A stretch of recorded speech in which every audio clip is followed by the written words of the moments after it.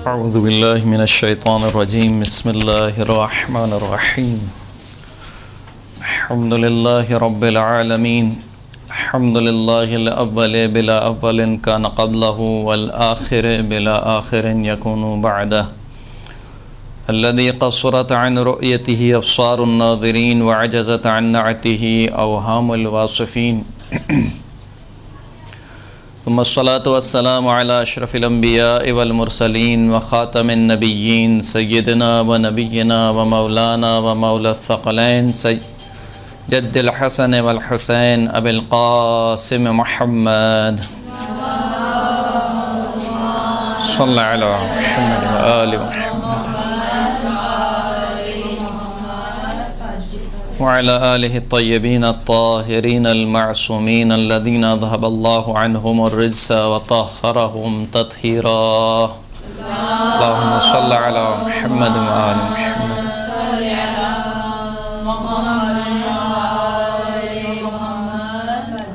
वल्लअनतु दाइमतु अला अअदाइहिम अजमईन। अम्मा बाद फ़क़द क़ाल अल-इमामुल मअसूम अलैहिस्सलाम तफ़क़्क़हू फ़िल हलाल वल हराम इल्ला व अंतुम अअराब।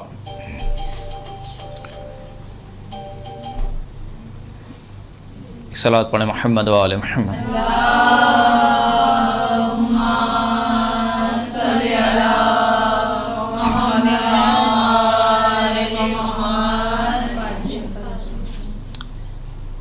गुफ्तगू जो हमारी आज से शुरू हो रही है और जिन क्लासेस का आगाज़ हो रहा है वो तौज़ील मसाइल के वो मसाइल जो कि रोज़मर्रा ज़िंदगी में पेश आने वाले मसाइल हैं जिनको मुब्तला बे मसाइल कहा जाता है। इंशाअल्लाह खुदावंद करीम की तौफ़ीक़ से और चहारदा मासूमीन अलैहिस्सलाम की इनायत से हम इस दर्स का सिलसिला शुरू कर रहे हैं और खुदावंद करीम से दुआ करते हैं कि बिलख़ुसूस हमें शरीयत मोहम्मद और आले मोहम्मद को समझने और उस पर अमल करने की तौफ़ीक़ अता फ़रमा और हमारे दर्स के इस सिलसिले को तदावुम और इस्तेदाम अता फ़रमा। सनम कलाम में इमाम मासूम की एक हदीस आपकी खिदमत में पेश की कि तफ़क़्क़हू फ़िल हलाल वल हराम इल्ला व अंतुम अअराब। हलाल और हराम में समझ बूझ हासिल करो, इल्ला व अंतुमुल अअराब, और अगर तुमने ये ना किया, हलाल और हराम को ना समझा, तो तुम में और एक देहाती आदमी में कोई फ़र्क नहीं है। यानी तुम गोया ऐसे हो कि जैसे देहात में रहने वाला एक शख्स कि जिसको नहीं मालूम है कि ज़िंदगी कैसे गुजारनी है, उसमें और तुम में कोई फ़र्क नहीं है। क्योंकि हलाल और हराम ही वो तरीक़ा है कि जिस तरीक़े को समझने के बाद इंसान वो ज़िंदगी गुजार सकता है जो खुदावंद करीम को मतलूब ज़िंदगी है। वरना अगर इंसान हलाल और हराम को ना समझे तो बज़ाहिर एक इंसान की ज़िंदगी में और एक जानवर की ज़िंदगी में कोई फ़र्क नहीं है।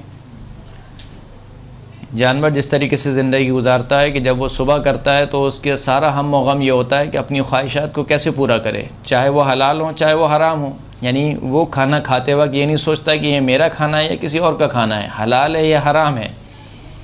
इसी तरीके से किसी जगह पर सोते वक्त ये नहीं देखता कि ये किसकी जगह है, आए यहाँ पर सोना जायज़ है नहीं जायज़, यानी वो अपनी मादियात के चक्कर में होता है।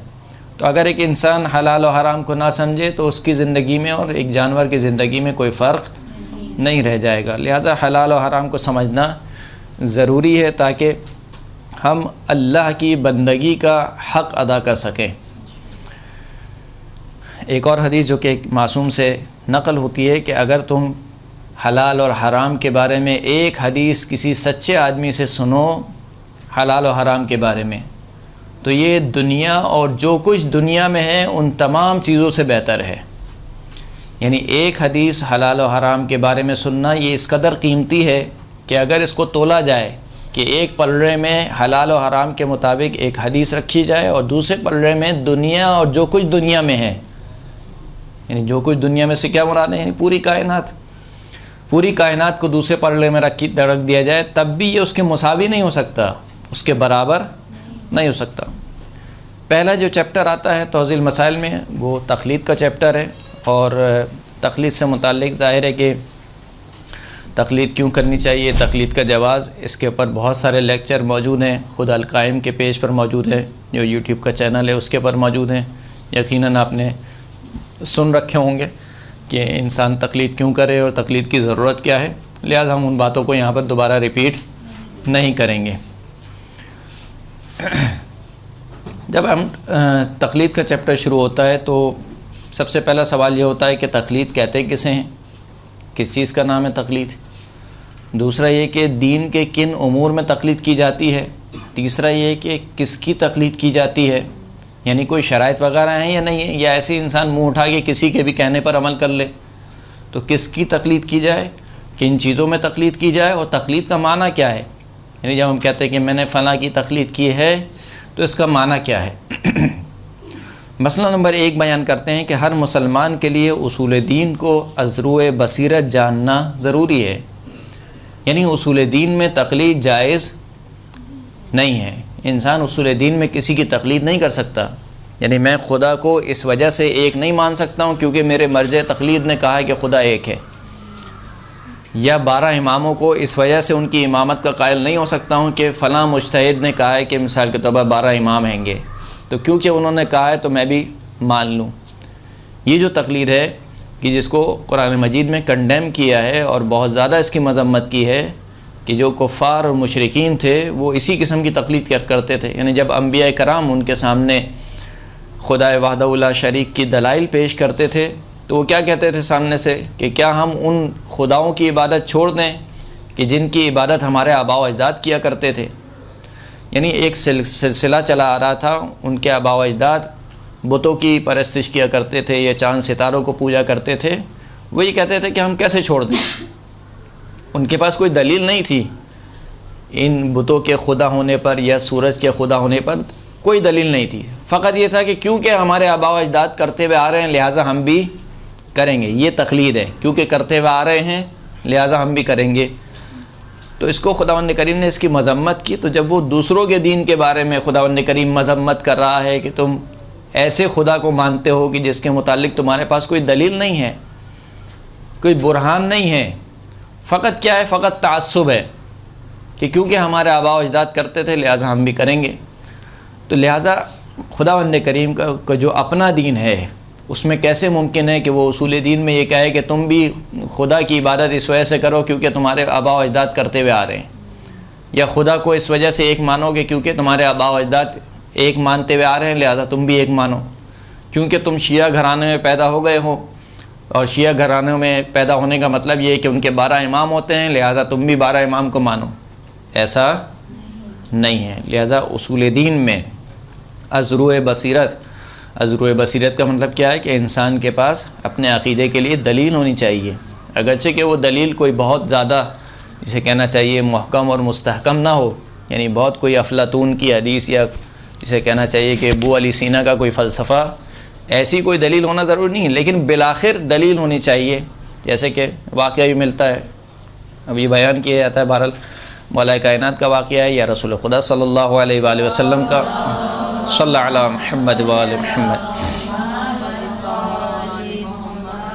वाक़या है। और ये बहरहाल एक हदीस भी मिलती है, अहले सुन्नत के मसादिर में भी ये जुमला मिलता है, लेकिन इसकी सनद में बहरहाल इश्काल है कि अलैकुम बिदीनिल अजाइज़, तुम पर जो है वो बूढ़ी औरतों का दीन इख्तियार करना ज़रूरी है।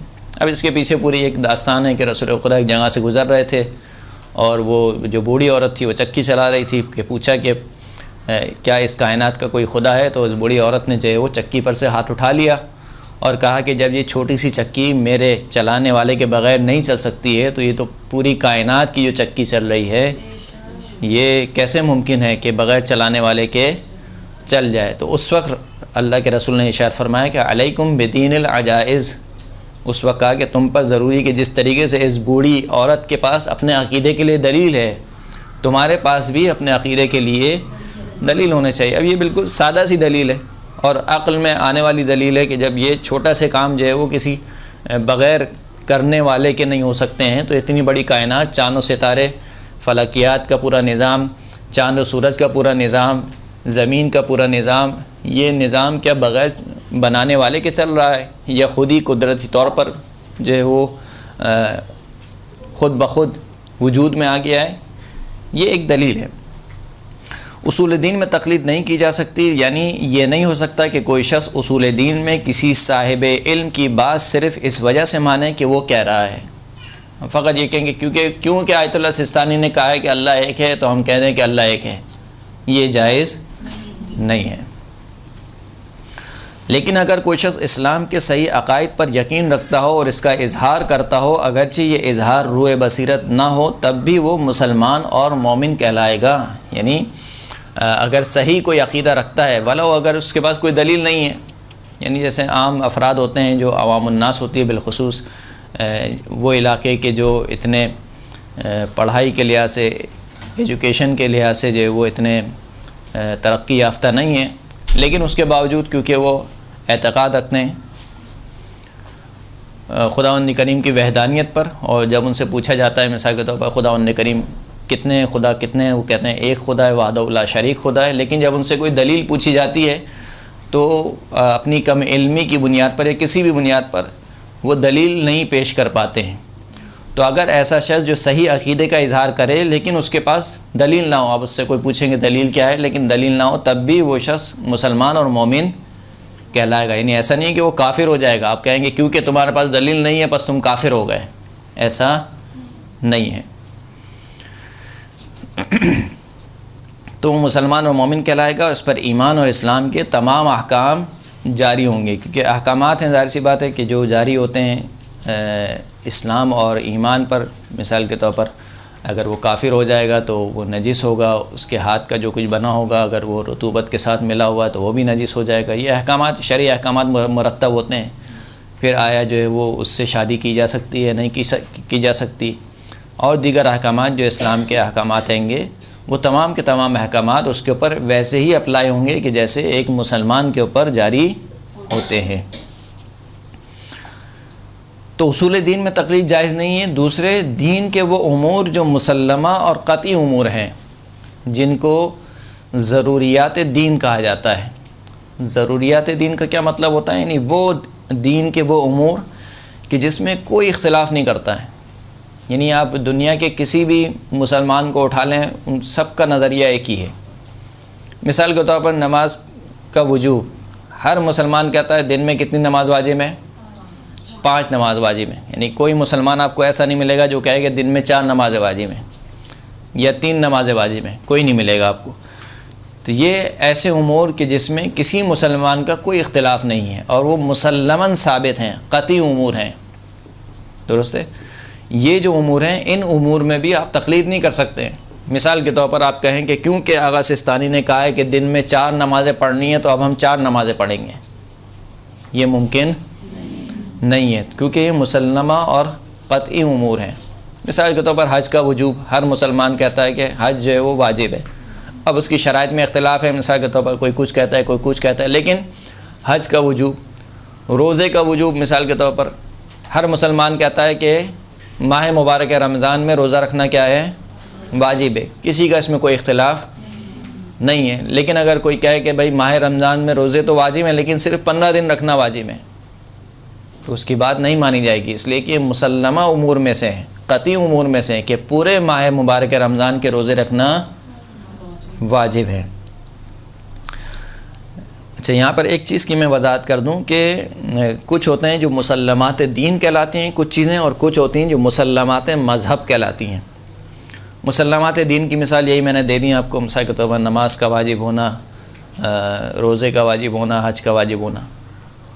मुसल्लमात दीन क्या है? मिसाल के तौर पर मकतब तशय्यो के नज़दीक क्या क्या चीज़ें मुसल्लमात हैं, यानी हमारा इस पर तसालुम है कि हमारे 12 इमाम हैं और 12वें इमाम ग़ैबत में, ग़ैबत कुबरा में। अब अगर कोई कहे नहीं हमारे 12 नहीं 11 इमाम हैं, या कहे कि मिसाल के तौर पर ग़ैबत नहीं हुई, या कहे कि नहीं वो इमाम अभी पैदा ही नहीं हुए, मिसाल के तौर पर, ये मकतब तशय्यो के मुसल्लमा उमूर से क्या है? ख़िलाफ़ है ये बात। तो ये मज़हब यानी ज़रूरियात मज़हब कहलाती हैं चीज़ें, मुसल्लमात दीन और मुसल्लमात मज़हब। मुसल्लमात दीन का मतलब ये होता है कि कोई मुसलमान उसमें इख्तिलाफ़ ना करे। मुसल्लमात मज़हब ये होता है कि एक ख़ास मज़हब, यानी दीन इस्लाम के जितने भी फ़िरक़े हैं उन फ़िरक़ों में मिसाल के तौर पर मज़हब तशय्यो ये एक मज़हब है, हनफ़ी मज़हब है मिसाल के तौर पर, शाफ़ई एक मज़हब है, या मिसाल के तौर पर बरेलवी और दूसरे जितने भी ये सेक्टर बने हुए हैं, तो इन सेक्टर के भी कुछ मुसल्लमात हैं कि जिसमें ख़ुद उसके मज़हब के मानने वाले कोई इख्तिलाफ़ नहीं रखते हैं, तो उसको कहा जाता है मुसल्लमात मज़हब। दुरुस्त है। तो दीन के जो मुसल्लमा और क़तई उमूर हैं उनमें भी तक़लीद जायज़ नहीं है। जहाँ तक दीनी अहकाम का ताल्लुक़ है, मुसल्लमा और क़तई उमूर को छोड़कर बाकी अहकामात में ज़रूरी है कि इंसान के पास 3 ऑप्शन हैं। या तो इंसान ख़ुद मुज्तहिद बन जाए, या इंसान किसी की तक़लीद करे, या इंसान एहतियात पर अमल करे।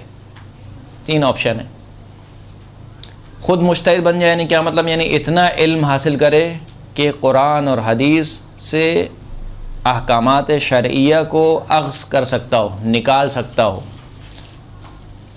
हर मसले में। इसके लिए ज़रूरी है कि न जाने कितने उलूम वो सीखा हुआ हो, फिर उसके बाद न सिर्फ़ उलूम को सीखना बल्कि उन उलूम को एक तरीके से हज़म करना और फिर उसकी प्रैक्टिस करना, फिर उसके बाद जाके इंसान कहीं मुज्तहिद बनता है।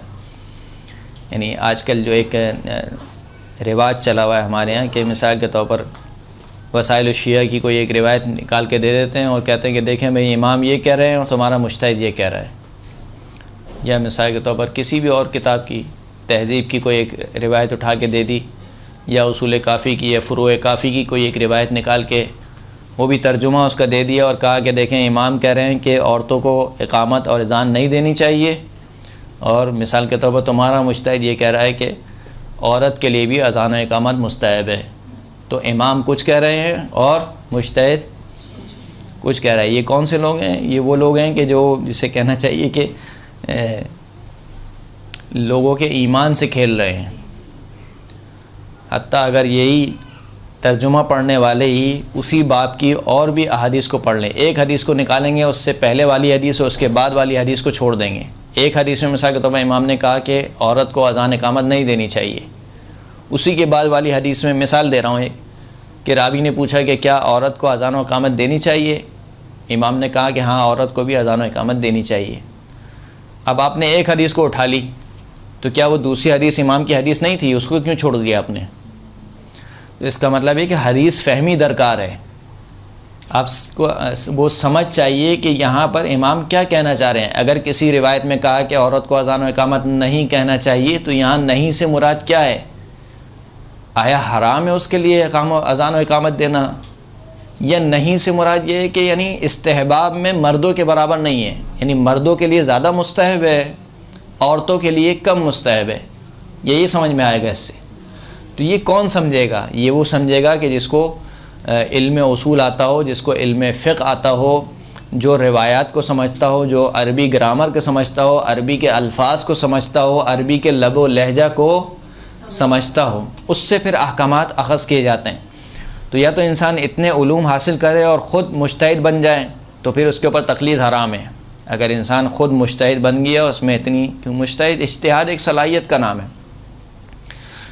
इज्तिहाद जो है वो किसी डिग्री का नाम नहीं है दुनिया की तरह कि आप बोलें कि मैं तो मिसाल के तौर पर हौज़े में 25 साल 30 साल, मिसाल के तौर पर 35 साल 60 साल मैंने पढ़ लिया हौज़े में, अब मैं जो है वो मुज्तहिद बन गया हूँ। तो किसी डिग्री का नाम नहीं है, ये एक सलाहियत का नाम है। जैसे मिसाल के तौर पर आप कहें कि मैंने जो है वो मुझे गाड़ी चलाना आती है, तो आपसे कोई पूछे कि भाई तुम्हें गाड़ी किसने सिखाई, क्या प्रूफ़ है तुम्हारे पास गाड़ी चलाना आती है? तो आप कहेंगे मेरे पास फ़लाँ यूनिवर्सिटी की डिग्री है। तो वो क्या कहेगा डिग्री को आप साइड में रख दें, आप गाड़ी चला के दिखाएं। अगर आप कह रहे हैं कि मुझे गाड़ी चलाना आती है, तो आप गाड़ी चला के दिखाएं। तो आप में अगर सलाहियत है तो डिग्री की ज़रूरत नहीं है, और अगर सलाहियत नहीं है तो दुनिया भर की यूनिवर्सिटी की डिग्री आपके पास हो, कोई फ़ायदा नहीं है। तो इज्तिहाद एक सलाहियत का नाम है। वो सलाहियत इंसान में रफ्ता रफ्ता आती है और उस सलाहियत का बाकायदा इजहार होता है जब ख़ुद अहले इल्म अफराद ये कहते हैं कि हाँ, इस शख्स में इतनी सलाहियत है कि यह मसाइल को इस्तेंबात कर सकता है, समझ सकता है, निकाल सकता है कुरान और हदीस से मसाइल को। तो पहला ऑप्शन ये है कि इंसान ख़ुद मुज्तहिद बने। दूसरा ऑप्शन क्या है इंसान या तो ख़ुद मुज्तहिद हो ताकि अहकाम को दलील के ज़रिए हासिल करे, दूसरा ऑप्शन ये है कि या किसी मुज्तहिद की तक़लीद करे। सबसे आसान ऑप्शन है। आपका सारा का सारा बोझ किस पे चले जाएगा? आपके मुज्तहिद पर, बशर्ते कि आपने सही और शराइत के साथ तक़लीद की हो।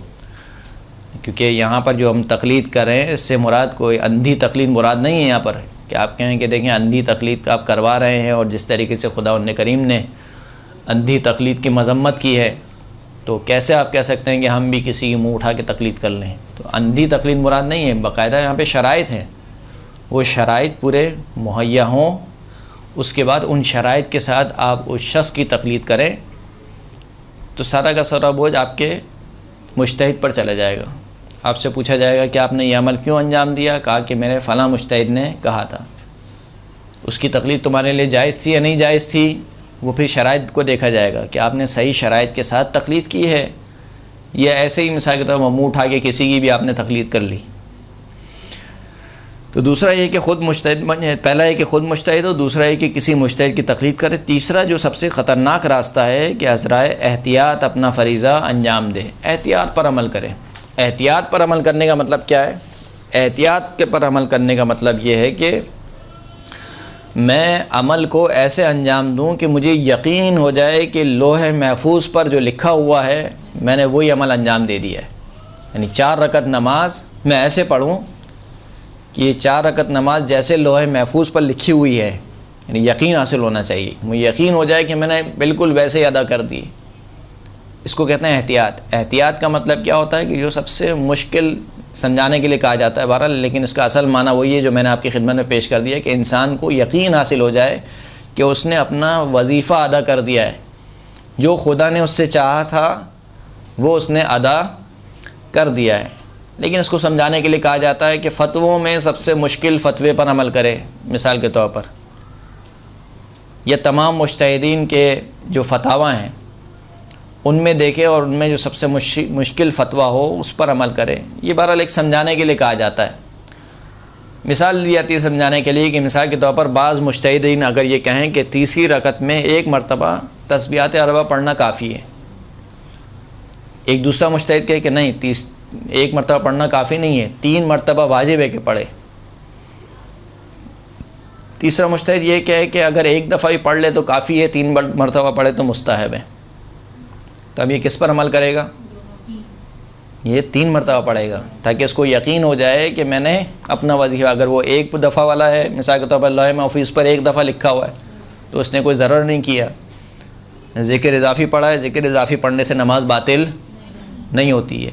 अगर आप 100 मरतबा भी तस्बीहात अरबा पढ़ें तो नमाज़ बातिल नहीं है। ज़िक्र है, ज़िक्र और दुआ आप जितनी भी पढ़ें नमाज में, इससे नमाज बातिल नहीं होती है। मगर ये कि नमाज की शक्ल ही ख़त्म हो जाए या नमाज का वक्त ख़त्म हो जाए तो वो अलग बात है। लेकिन ज़िक्र और दुआ इंसान जितनी नमाज में पढ़े यानी जितना उसमें इजाफ़ा करे, अब सुबहान रब्बिल अज़ीम व बिहम्दे 1 मरतबा पढ़ने से वजीफ़ा अदा हो सकता है।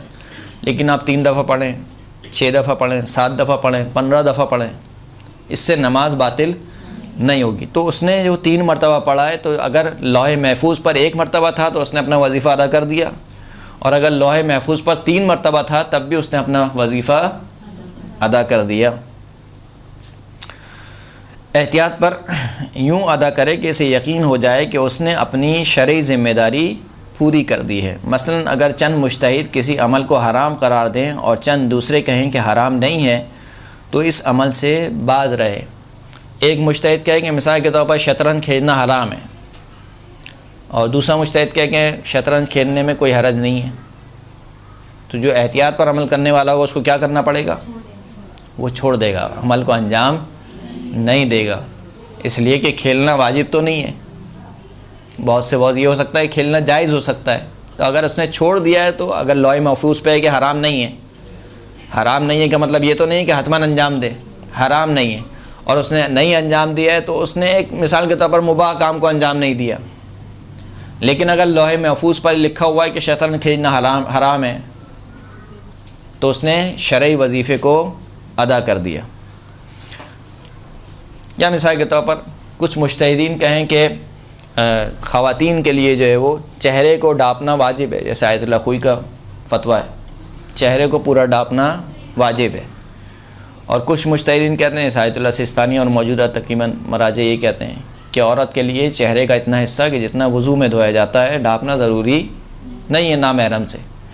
तो अब अगर कोई औरत, कोई ख़ातून एहतियात पर अमल करना चाहती है तो उसको क्या करना पड़ेगा? उसको चेहरा ढाँपना पड़ेगा। दुरुस्त है। खूब। और अगर बाज़ मुज्तहिदीन किसी अमल को वाजिब और बाज़ मुस्तहब कहें तो उसे बजा लाए, यानी बाज़ कहें कि वाजिब है।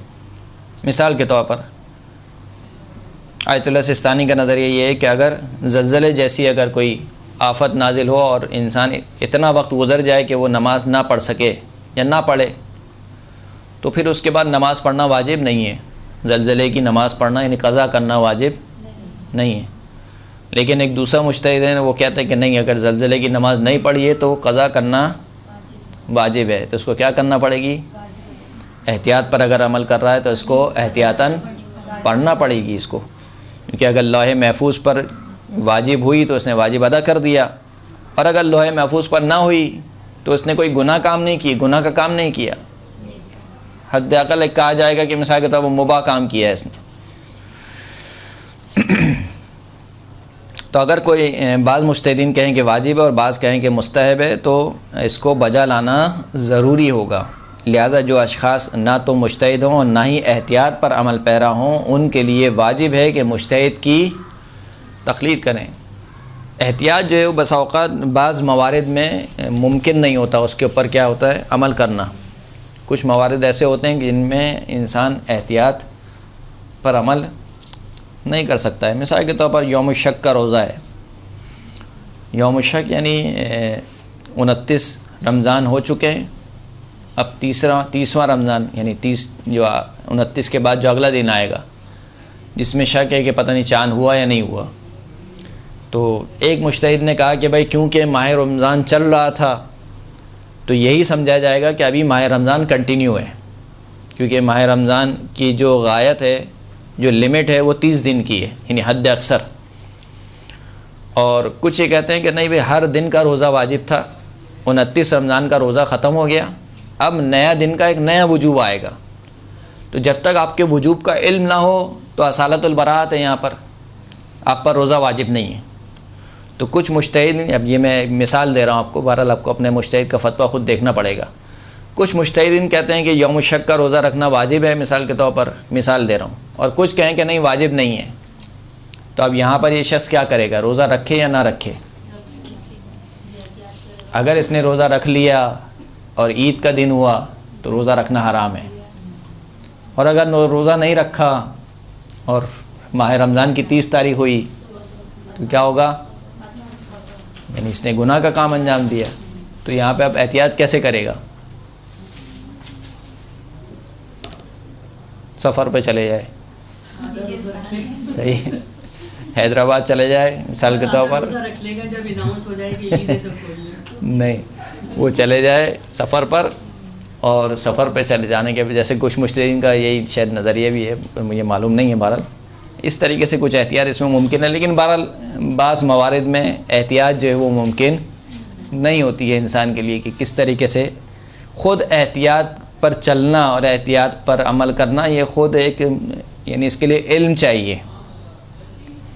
यानी उसको एक तौज़ील मसाइल नहीं पढ़नी है, उसको कितनी तौज़ील मसाइल पढ़नी है? अभी इस ज़माने में जितने मराजे हैं वो सबकी तौज़ील मसाइल पढ़े कि इसका क्या नज़रिया है, फ़लाँ का क्या नज़रिया है, फ़लाँ का क्या नज़रिया है, हर मुज्तहिद का फ़तवा वो जानता हो।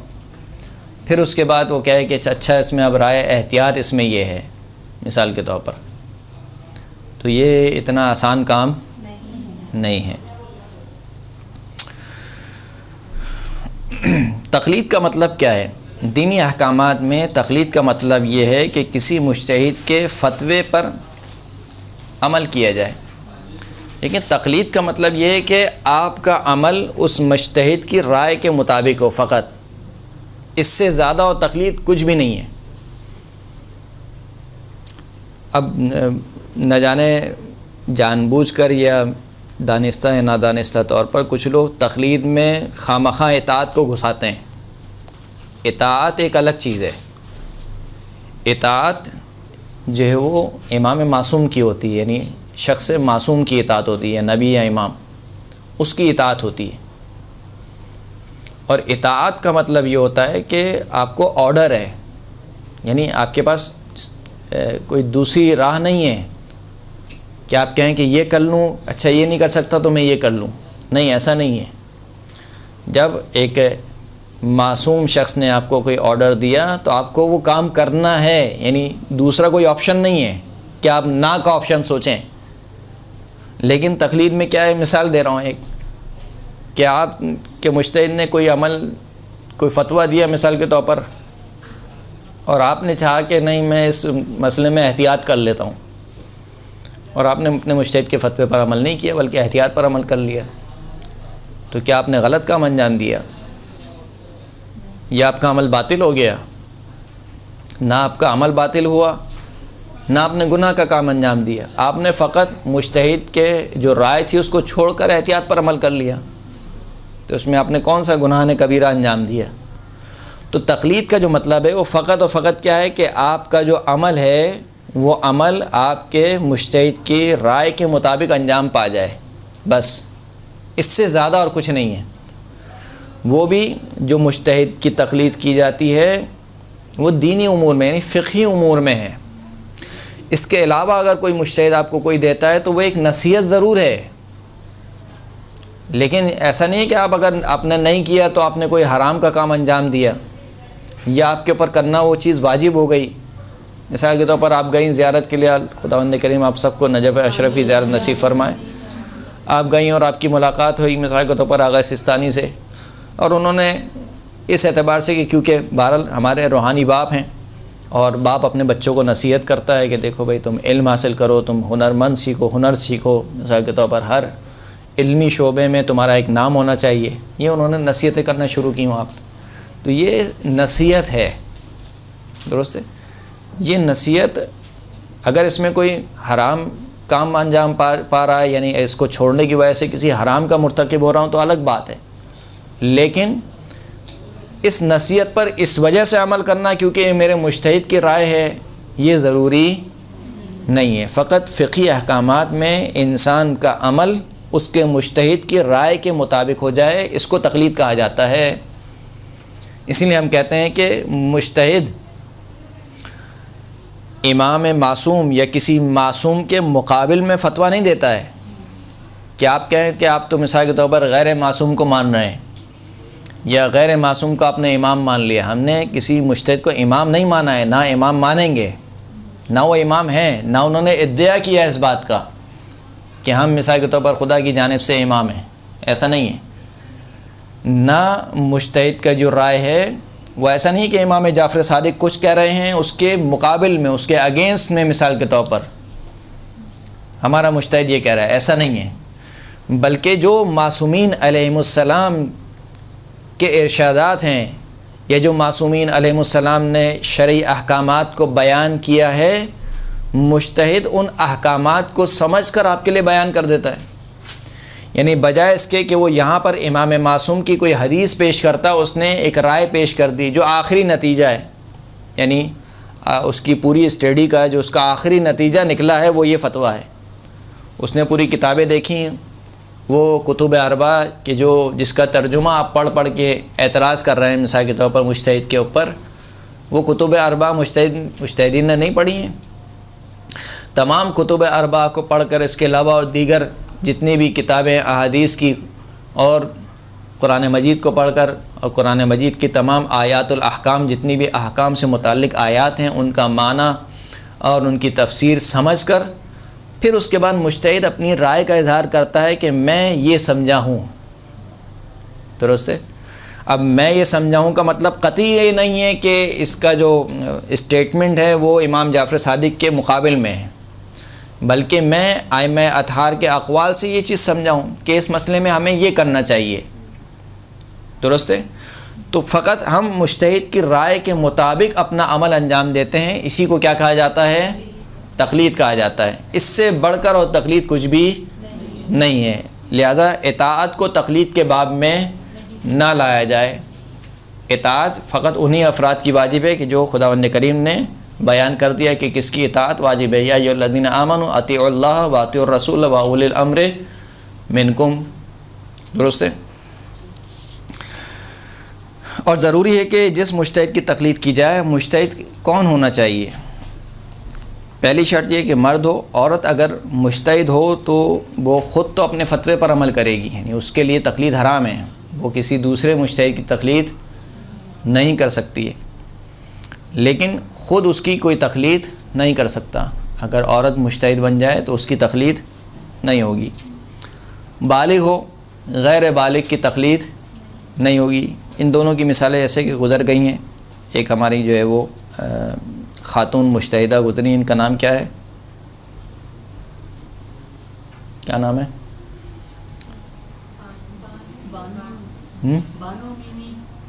नहीं, बिंतुल हुदा शायद नाम है।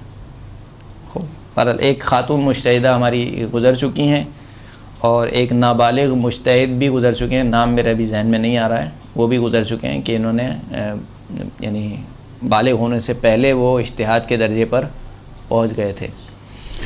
बहरहाल वो मर्द हो, बालिग हो। तीसरा आकिल हो। सही, आकिल होने से क्या मुराद है? यानी दीवाना ना हो। दीवाना मुज्तहिद बन सकता है? हैं? खो शिया इसनाशरी हो। ऐसा ना हो कि मिसाल के तौर पर कोई आ जाए आपके दीन में और ख़ूब आपकी किताबें पढ़ ले और इज्तिहाद तक पहुंच जाए, लेकिन पता चले भाई इसके तो अक़ाइद ही सही नहीं है पीछे से, तो शिया इसना अशरी हो। हलाल ज़्यादा हो, यानी उसकी विलादत हलाल तरीके से मुनक़िद हुई हो, हलाल तरीके से वो दुनिया में आया हो। ज़िंदा हो, मुर्दा मुज्तहिद की तक़लीद नहीं हो सकती है। और आदिल हो। मर्द हो, बालिग हो, आकिल हो, शिया इसनाशरी हो, हलाल ज़्यादा हो, ज़िंदा हो और आदिल हो। आदिल से क्या मुराद है? आदिल वो शख्स है जो उन तमाम कामों को बजा लाए जो उस पर वाजिब है, उन तमाम कामों को तर्क करे जो उस पर हराम है। ऐसे शख्स को आदिल कहा जाता है। यानी बहुत ही सादा अल्फाज में दीनदार अफराद जिसको शरीयत पर अमल करने वाला बंदा हो, वाजिबात को अदा करे और मुहर्रमात से बचे। आदिल होने की निशानी यह है कि वो बज़ाहिर एक अच्छा शख्स हो और इसके अहले महल्ला, हमसायों या हम नशीनों से इसके बारे में दरियाफ़्त किया जाए तो इसकी अच्छाई की तस्दीक करें। यानी आदिल होने के लिए ये नहीं है कि आप उसके घर में CCTV कैमरा लगाएं मिसाल के तौर पर और देखें उसकी हरकत और सकनात को और 24 घंटे उसके पूरा अब देखें कि किस तरीके से ज़िंदगी गुजार रहा है और एक एक लम्हा उसका नोट किया जाए। ये मुराद नहीं है। मुराद ये कि बज़ाहिर एक अच्छा आदमी हो, उसके घर वालों से पूछा जाए तो कहा जाए कि हाँ ये अच्छा आदमी है, दीनदार आदमी है। उसके महल्ले वालों से, उसके हमसायों से, जिन लोगों में वो उठता बैठता है, जहाँ पर वो काम करता है मिसाल के तौर पर, उनसे पूछा जाए कि भाई ये दीनदार है, आपने इसको कैसा पाया है? तो वो उसकी दीनदारी की गवाही दें कि हाँ ये दीनदार शख्स है, शरीयत पर अमल पैरा शख्स है, वह इतना काफ़ी है, इससे आगे ज़रूरी नहीं है। यही शराइत जो है वो जैसे आदिल होने की शर्त है इमाम जमात में, इमाम जमात भी आदिल होना चाहिए, उसका मतलब भी यही है। अब हमारे यहाँ मिसाल के तौर पर इमाम जमात के आदिल होने से मुराद ये लेते हैं कि वो इमाम मासूम हो, कि वो बिल्कुल ऐसे ज़िंदगी गुजारे कि जैसे यानी वो चाहते हैं कि गोया इमाम अली को जहन में रखते हैं और कहा कि वो उनकी तरह से बिल्कुल हमारे सामने पेश हो, दुरुस्त है? तो वो नामुमकिन वाली बात है। तो आदिल होने की निशानी है कि बज़ाहिर एक अच्छा इंसान हो, उसके अहले महल्ला से, उसके हम नशीनों से, उसके दोस्तों अहबाब से, जहाँ वो काम करता है या हमसाए वगैरह से अगर उसके बारे में पूछा जाए तो उसकी अच्छाई की तस्दीक करें। और उस सूरत में कि जब इंसान इजमाली तौर पर जानता हो कि जो मसाइल इसको पेश आते हैं मुज्तहिदीन आपस में इख्तलाफी फतावा रखते हैं, यानी अगर इंसान को मालूम हो कि भाई फतावा में इख्तलाफ है, मिसाल के तौर पर 10-12 मुज्तहिदीन हैं और इनमें फतावा में मुख्तलिफ हैं, किसी का फ़तवा कुछ है, किसी का फ़तवा कुछ है, तो इस सूरत में इसके ऊपर ज़रूरी है कि जो मुज्तहिद आलम हो, यानी सबसे ज़्यादा इल्म रखता हो। सबसे ज़्यादा इल्म होने से क्या मुराद है? यानी जिसकी सलाहियत सबसे ज़्यादा हो उसकी पैरवी करे, उसकी तक़लीद करे। क्योंकि हमने जैसा कि अर्ज़ किया कि मुज्तहिद कोई आपको लौहे महफूज पर लिखी हुई चीज़ नहीं बताता है, बरखिलाफ़ इमाम मासूम या नबी मासूम के, इमाम मासूम या नबी मासूम आपको लौह महफूज़ पर जो मसला होता है वो बयान करते हैं। लेकिन मुज्तहिद क्या करता है, जो उसने इस्तिंबात किया है, जो उसने समझा है, वो आपको बयान करता है। एक मुज्तहिद ने ये समझा, दूसरे मुज्तहिद ने इससे ये समझा, तीसरे मुज्तहिद ने उससे कोई तीसरी चीज़ समझी। जाहिर सी बात है, हर एक की सलाहियत अलग है, हर एक के समझने का अंदाज़ अलग है, तो इन तीनों में इख्तिलाफ़ यकीनी है। जैसे मिसाल भी दी जाती है, अब क्योंकि तकलीद का चैप्टर इतना पढ़ाया जाता है और इतनी मिसालें दी जाती हैं, घूम फिर के वही मिसाल आती है। मिसाल के डॉक्टरों की मिसाल दी जाती है। आप एक डॉक्टर के पास जाते हैं, वो आपको एक दवाई तजवीज़ करता है, दूसरे डॉक्टर के पास आप जाते हैं तो वो आपको दूसरी दवाई तजवीज़ करता है, तीसरे डॉक्टर के पास जाते हैं तो वो तीसरी दवाई तजवीज़ करता है। तो इसमें आप क्या करेंगी? आप कहेंगी कि नहीं बस डॉक्टर तो डॉक्टर हैं, अरे किसी की भी दवाई खा लो, ये करेंगे आप? कहेंगे कि नहीं, जान का मामला है, वो सबसे बड़ा स्पेशलिस्ट है, उसके पास हमें जाना चाहिए। तो क्यों यहाँ पर आपने सबसे बड़ा स्पेशलिस्ट ढूंढा? इसलिए कि जान बचाने के लिए। जान बचाने के लिए इंसान किसी हद तक जा सकता है, लेकिन दीन बचाने के लिए इंसान कहता है कि लाउबालीपन का बस औकात इजहार करता है। सर काला मामा देखते हैं जान बचाने के लिए काला मामा तो नहीं है कोई, बहरहाल ज़रूरी तो नहीं है काला मामा मिल जाए तो जान और दीन बच जाए। बहरहाल तो क्या है, अगर मुज्तहिदीन के फतावा में इख्तिलाफ़ हो तो क्या चीज़ ज़रूरी है? इंसान देखे कि इन मुज्तहिदीन में कौन सबसे ज़्यादा सलाहियत रखता है, आलम कौन है। अब यहाँ पर यकीनन आपका एक सवाल होना चाहिए कि जब हम ख़ुद मुज्तहिदीन नहीं हैं, हमारे पास ख़ुद इतना इल्म नहीं है, तो हमें कैसे पता चला? यानी आपसे मैं पूछूँगी भाई कौन सा डॉक्टर सबसे अच्छा है, तो आप कहेंगे हमें तो पता ही नहीं है कौन सा डॉक्टर सबसे अच्छा है। तो आप क्या करेंगी? मालूमात लेंगी। यानी जो दूसरे डॉक्टर आपके होंगे, जो इसे कहना चाहिए कम पाए के डॉक्टर होंगे, आप उनसे पूछेंगी कि कौन सा डॉक्टर अच्छा है, तो वो डॉक्टर बताएगा ना कि आपको कि ये इस मसले में फ़लाँ डॉक्टर जो है वो बहुत अच्छा है और माहिर है। क्यों बताएगा वो? इसलिए कि वो इसी फील्ड का है, वो इसी डॉक्टरी की फील्ड से ताल्लुक़ रखता है, उसको मालूम होगा। तो इसी तरीके से यहाँ पर भी आलम कौन बताएगा आपको? जो इस फील्ड से ताल्लुक़ रखता होगा, यानी जो हौज़े से ताल्लुक़ रखता होगा, वो आपको बताएगा कि कौन सा मुज्तहिद मिसाइल हो, किस में कितनी सलाहियत है, किस में कितनी सलाहियत नहीं है। वो बहरहाल अभी आगे मसला आएगा कि आलम की पहचान, बल्कि अगला मसला ही यही है। तो अगर इजमाली तौर पर इंसान ये जानता हो, इजमाली का मतलब ये है कि जाहिर सी बात है आपने हर मुज्तहिद की तकलीद तो नहीं, तौज़ी तो नहीं पढ़ी है, लेकिन आपको मालूम है कि फतावा में बहरहाल इख्तिलाफ़ है, हर मुज्तहिद का फतवा एक जैसा नहीं है। तो इस सूरत में आपको क्या करना है? आलम की तकलीद करनी है, एहतियात की बुनियाद पर। एहतियात है या नहीं है? नहीं, एहतियात नहीं लगी बाज़ार यहाँ पर। जो मसाइल इसको पेश आते हैं, मुज्तहिदीन आपस में इख्तिलाफ़ी फ़तावा रखते हैं, अगरचे इख्तिलाफ़ राय का मकाम ना जानता हो तो लाजिम है कि ऐसे मुज्तहिद की तकलीद करे जो आलम हो, यानी खुदावंद करीम के, खुदावंद मुताल के हुक्म को समझने में अपने ज़माने के तमाम मुज्तहिदीन से ज़्यादा बासलाहियत हो, यानी बहुत ज़्यादा जो है वो तखस्सुस रखता हो, माहिर हो दीनी अहकाम को समझने और दीनी अहकामात को इस्तिंबात करने में। व आखिर दावाना अल्हम्दुलिल्लाहि रब्बिल आलमीन। सल्लल्लाहु अलैहि वसल्लम। अऊज़ु बिल्लाहि मिनश शैतानिर रजीम। बिस्मिल्लाहिर रहमानिर रहीम। अल्हम्दुलिल्लाहि रब्बिल आलमीन। अस्सलातु वस्सलामु अला मुहम्मदिन व अला आलिहि अत्तय्यबीन अत्ताहिरीन अल्लज़ीना अज़हबल्लाहु अन्हुमुर रिज्स व तह्हरहुम तत्हीरा।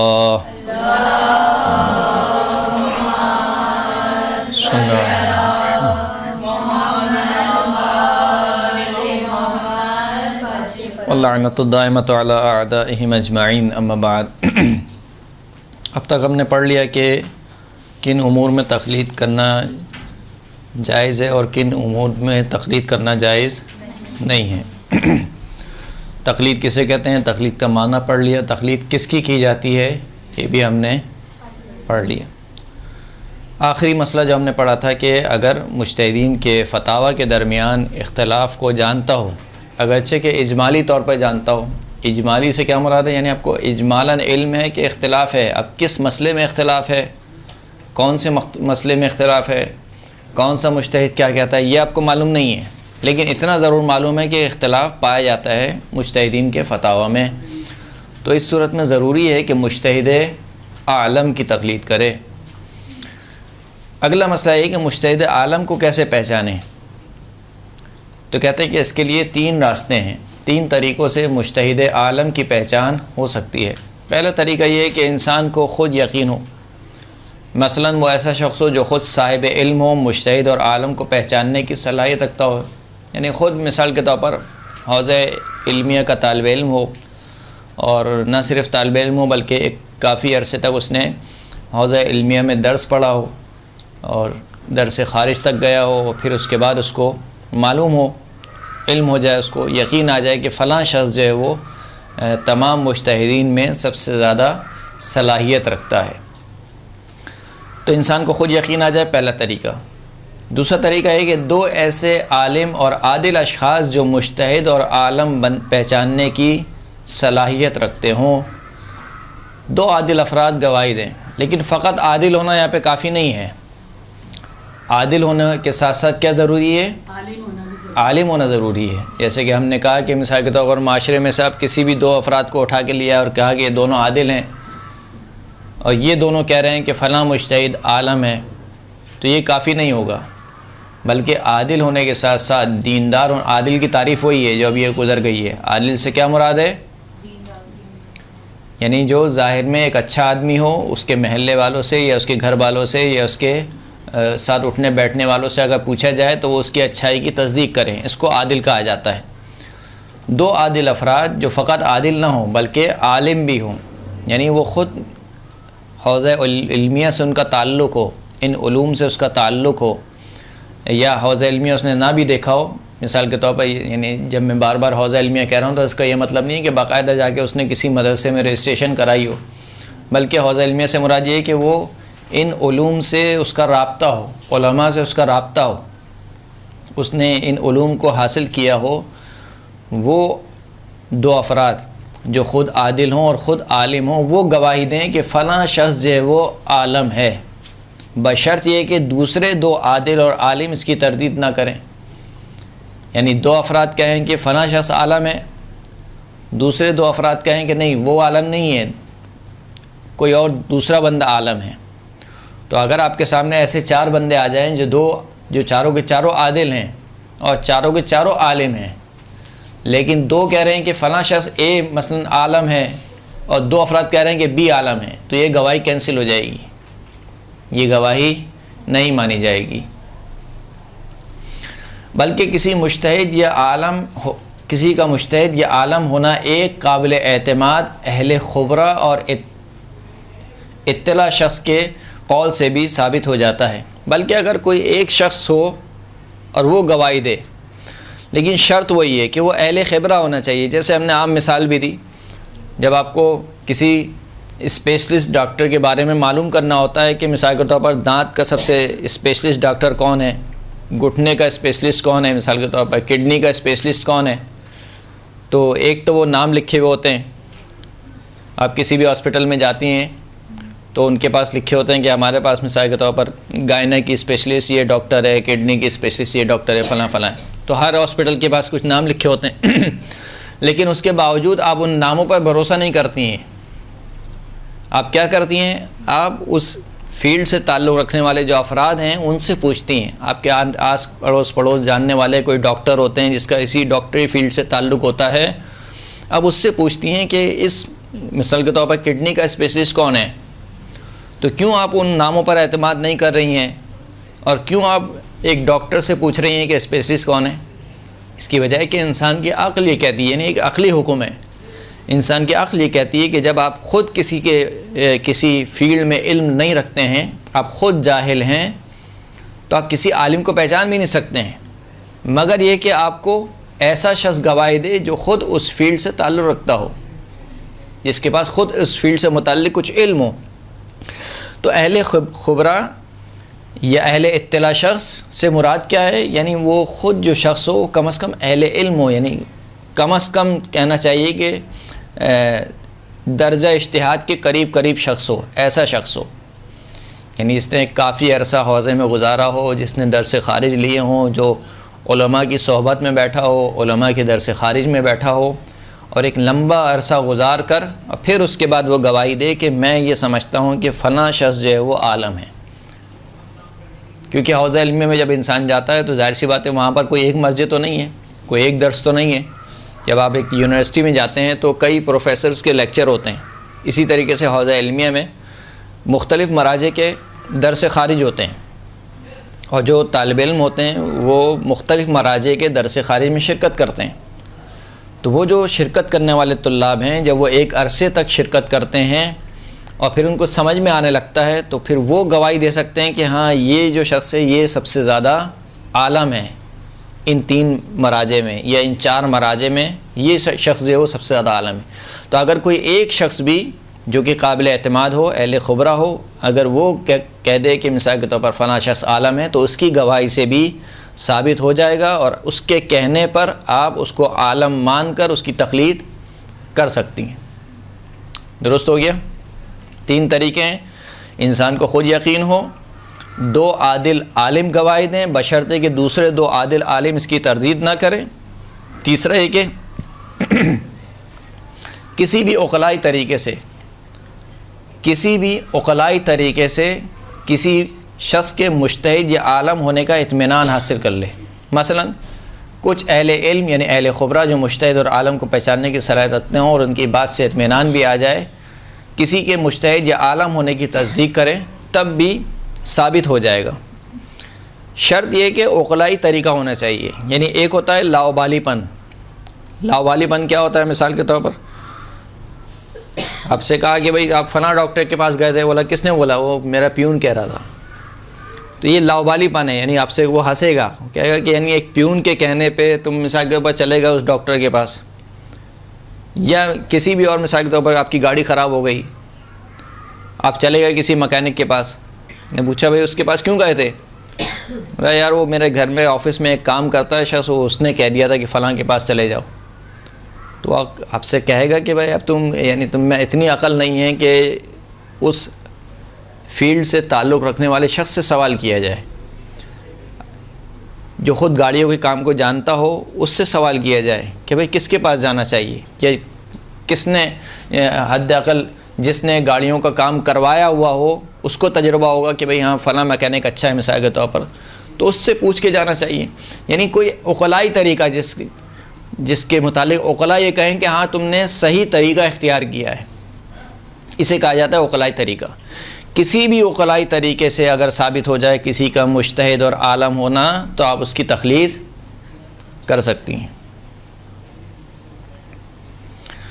अब जब आपने ये बात समझ ली है तो बसा औक़ात ऐसा भी होता है कि हमारे माशरे में जो तक़लीद कराई जा रही होती है वो थोड़ी सी उसका जो तरीक़ेकार होता है वो सही नहीं होता। मिसाल के तौर पर कोई शख्स आता है आपके पास, उसकी उम्र का एक हिस्सा गुज़र चुका है और अब वो आप उससे कहते हैं कि भाई तुमने तक़लीद की है नहीं की? वो कहता है कि नहीं मैंने तक़लीद नहीं की। तो हम उसके सामने मुज्तहिद का नाम रखते हैं, कहा कि आप आज से फ़लाँ मुज्तहिद के मुक़ल्लिद हैं। ये तरीका सही है गलत है? ये तरीका सही नहीं है। अगर आप ख़ुद अहले खुबरा हैं फिर तो अलग बात है, यानी आप ख़ुद आलिम हैं, ख़ुद मुतखस्सिस हैं, ख़ुद कम अज़ कम दर्जा इज्तिहाद के करीब पहुँचे में, और फिर आप उसके लिए कह रहे हैं कि भाई आप इसकी तक़लीद कर सकते हैं, तब तो अलग बात है। लेकिन आप ख़ुद एक आमी बंदे हैं तो आप किसी दूसरे के लिए कैसे सजेस्ट कर सकते हैं? हाँ, आप उसको ये कह सकते हैं कि मेरे नज़दीक मिसाल के तौर पर आयतुल्लाह सिस्तानी आलम है मेरे नज़दीक। आया इतना कहने से उसके नज़दीक भी साबित हो जाएगा या नहीं होगा? उसके नज़दीक साबित नहीं होगा। उसको इन्हीं तरीक़ों से गुज़रना पड़ेगा कि वो किसी अहले खुबरा से या 2 आदिल अफराद जो कि ख़ुद आलिम हों उनसे सवाल करे और उनसे पूछे। खो ये मसला यहाँ पर ख़त्म हो गया। अब सवाल ये आ गया कि सही है, हमने मुज्तहिद को भी पहचान लिया, आलम को भी पहचान लिया और तक़लीद भी हमने कर ली। अब मुज्तहिद का फ़तवा कैसे हासिल करें? कैसे मालूम हो कि इस मसले में मुज्तहिद की राय क्या है? तो 4 तरीके बयान किए कि 4 तरीके से आप मुज्तहिद का फ़तवा हासिल कर सकती हैं। पहला ये कि ख़ुद मुज्तहिद से सुने। आपको मिसाल के तौर पर ज़ियारत का शरफ़ हासिल हुआ, आप नजफ़ अशरफ चले गई और वहाँ पर 1 to 1 बैठ कर आपने आयतुल्लाह सिस्तानी से कोई मसला पूछा और उन्होंने बेउनवाने मसला यानी बेउनवाने हुक्म शरई आपको जवाब दिया, तो वो क्या कहलाएगा? फ़तवा कहलाएगा। ख़ुद मुज्तहिद से आपने सुना है। मुज्तहिद का फ़तवा बयान करने वाले 2 आदिल अशख़ास से सुनना। 2 आदिल अशख़ास। अब आदिल की तारीफ़ पूरी तौज़ील मसाइल में वही रहेगी जो पहले पेज पे आपने पढ़ ली है। पहले पेज से लेकर आखिरी पेज तक जहाँ जहाँ लफ्ज़ आदिल आ रहा है उसकी तारीफ़ क्या है?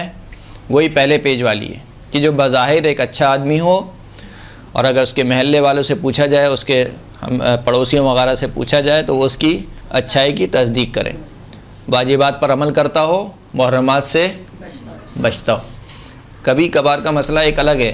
ठीक है, आप मिसाल के तौर पर अगर आप किसी को गुनाह करते हुए देख लें, नाउज़ुबिल्लाह कोई गुनाह उससे अंजाम पा रहा है, तब उसका मतलब ये नहीं है कि वो पूरी ज़िंदगी के लिए गैर आदिल हो गया,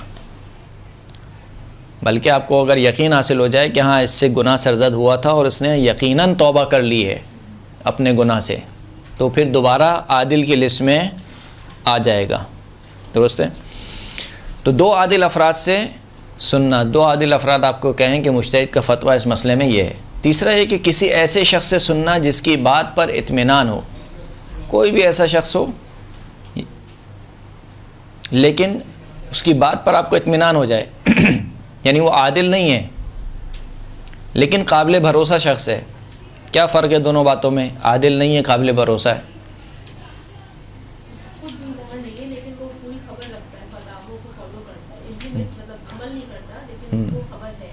यानी ख़ुद अगरचे कि मिसाल के तौर पर थोड़ा सा हराम और हराम के मामले में थोड़ा आगे पीछे है, लेकिन आपको ये यकीन है कि इस मसले में झूठ नहीं बोलेगा, यानी मसला बयान करने में आपको गलत मसला नहीं बताएगा। ये आपको इत्मीनान होना चाहिए।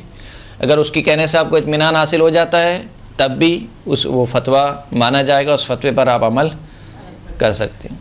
मुज्तहिद की किताब यानी कोई किताब जो ख़ुद मुज्तहिद ने जिसको इंडोज़ किया हो, ख़ुद मुज्तहिद ने कहा हो कि भाई ये किताब मिसाल के तौर पर मेरी फतावा की किताब है, जैसे कि इस किताब के भी शुरू में मोहर लगी हुई है कि जो भी इस रिसाला अमल पर अमल करेगा वो इंशाअल्लाह मुबर्रा और खुदा की बारगाह में मुज्ज़ी होगा।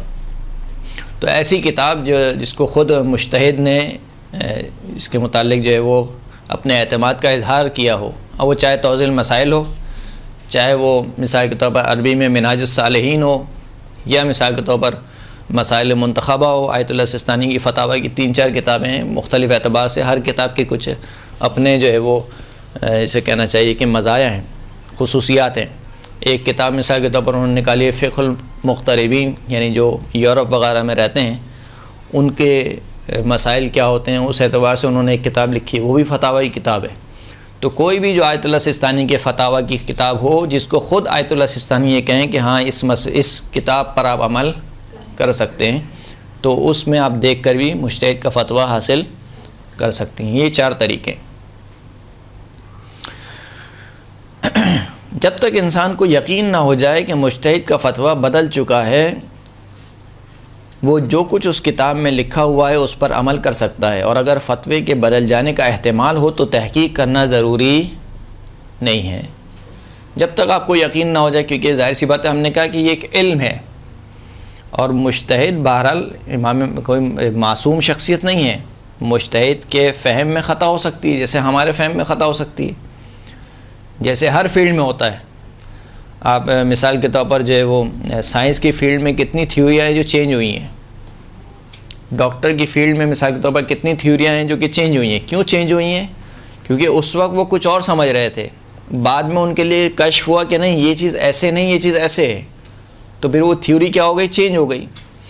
हर इल्म में इसी तरीके से बिलखुसूस वो इल्म जो कि जिसे कहना चाहिए कि तरक्की याफ्ता इल्म होते हैं, यानी उनमें सलाहियत होती है कि वो रोज़ बरोज़ उनकी नशोनुमा होती है, वो आगे बढ़ते हैं। कुछ उलूम होते हैं जो मिसाल के तौर पर मैथ्स की तरह है, 2 + 2 = 4, और वो क़यामत तक 4 ही रहेगा। ऐसा नहीं है कि क़यामत वाले दिन वो 5 हो जाए, दुरुस्त है। लेकिन कुछ उलूम होते हैं जो नशोनुमा पाते हैं, यानी रोज़ बरोज़ उसमें क्या होती है, तरक्की होती है, रोज़ बरोज़ में नई इस्तिलाहात आती हैं, उसको समझने का तरीका थोड़ा सा मुख्तलिफ होता है। लिहाजा इन उलूम में थ्योरियाँ चेंज होती रहती हैं। जैसे कि एक अरसे तक क्या थ्योरी थी कि ज़मीन किसके गिर्द घूमती है? सूरज के गिर्द। फिर क्या हुआ? उल्टा तो नहीं बोल रहा हूँ मैं, सूरज ज़मीन के गिर्द घूमता है, ज़मीन सूरज के गिर्द घूमती है, ज़मीन सूरज के गिर्द घूमती है। और बहरहाल एक अरसे तक ये थी थ्योरी के उल्टा है, यानी सूरज घूमता है ज़मीन के गिर्द, ज़मीन अपनी जगह साकित है। सही है।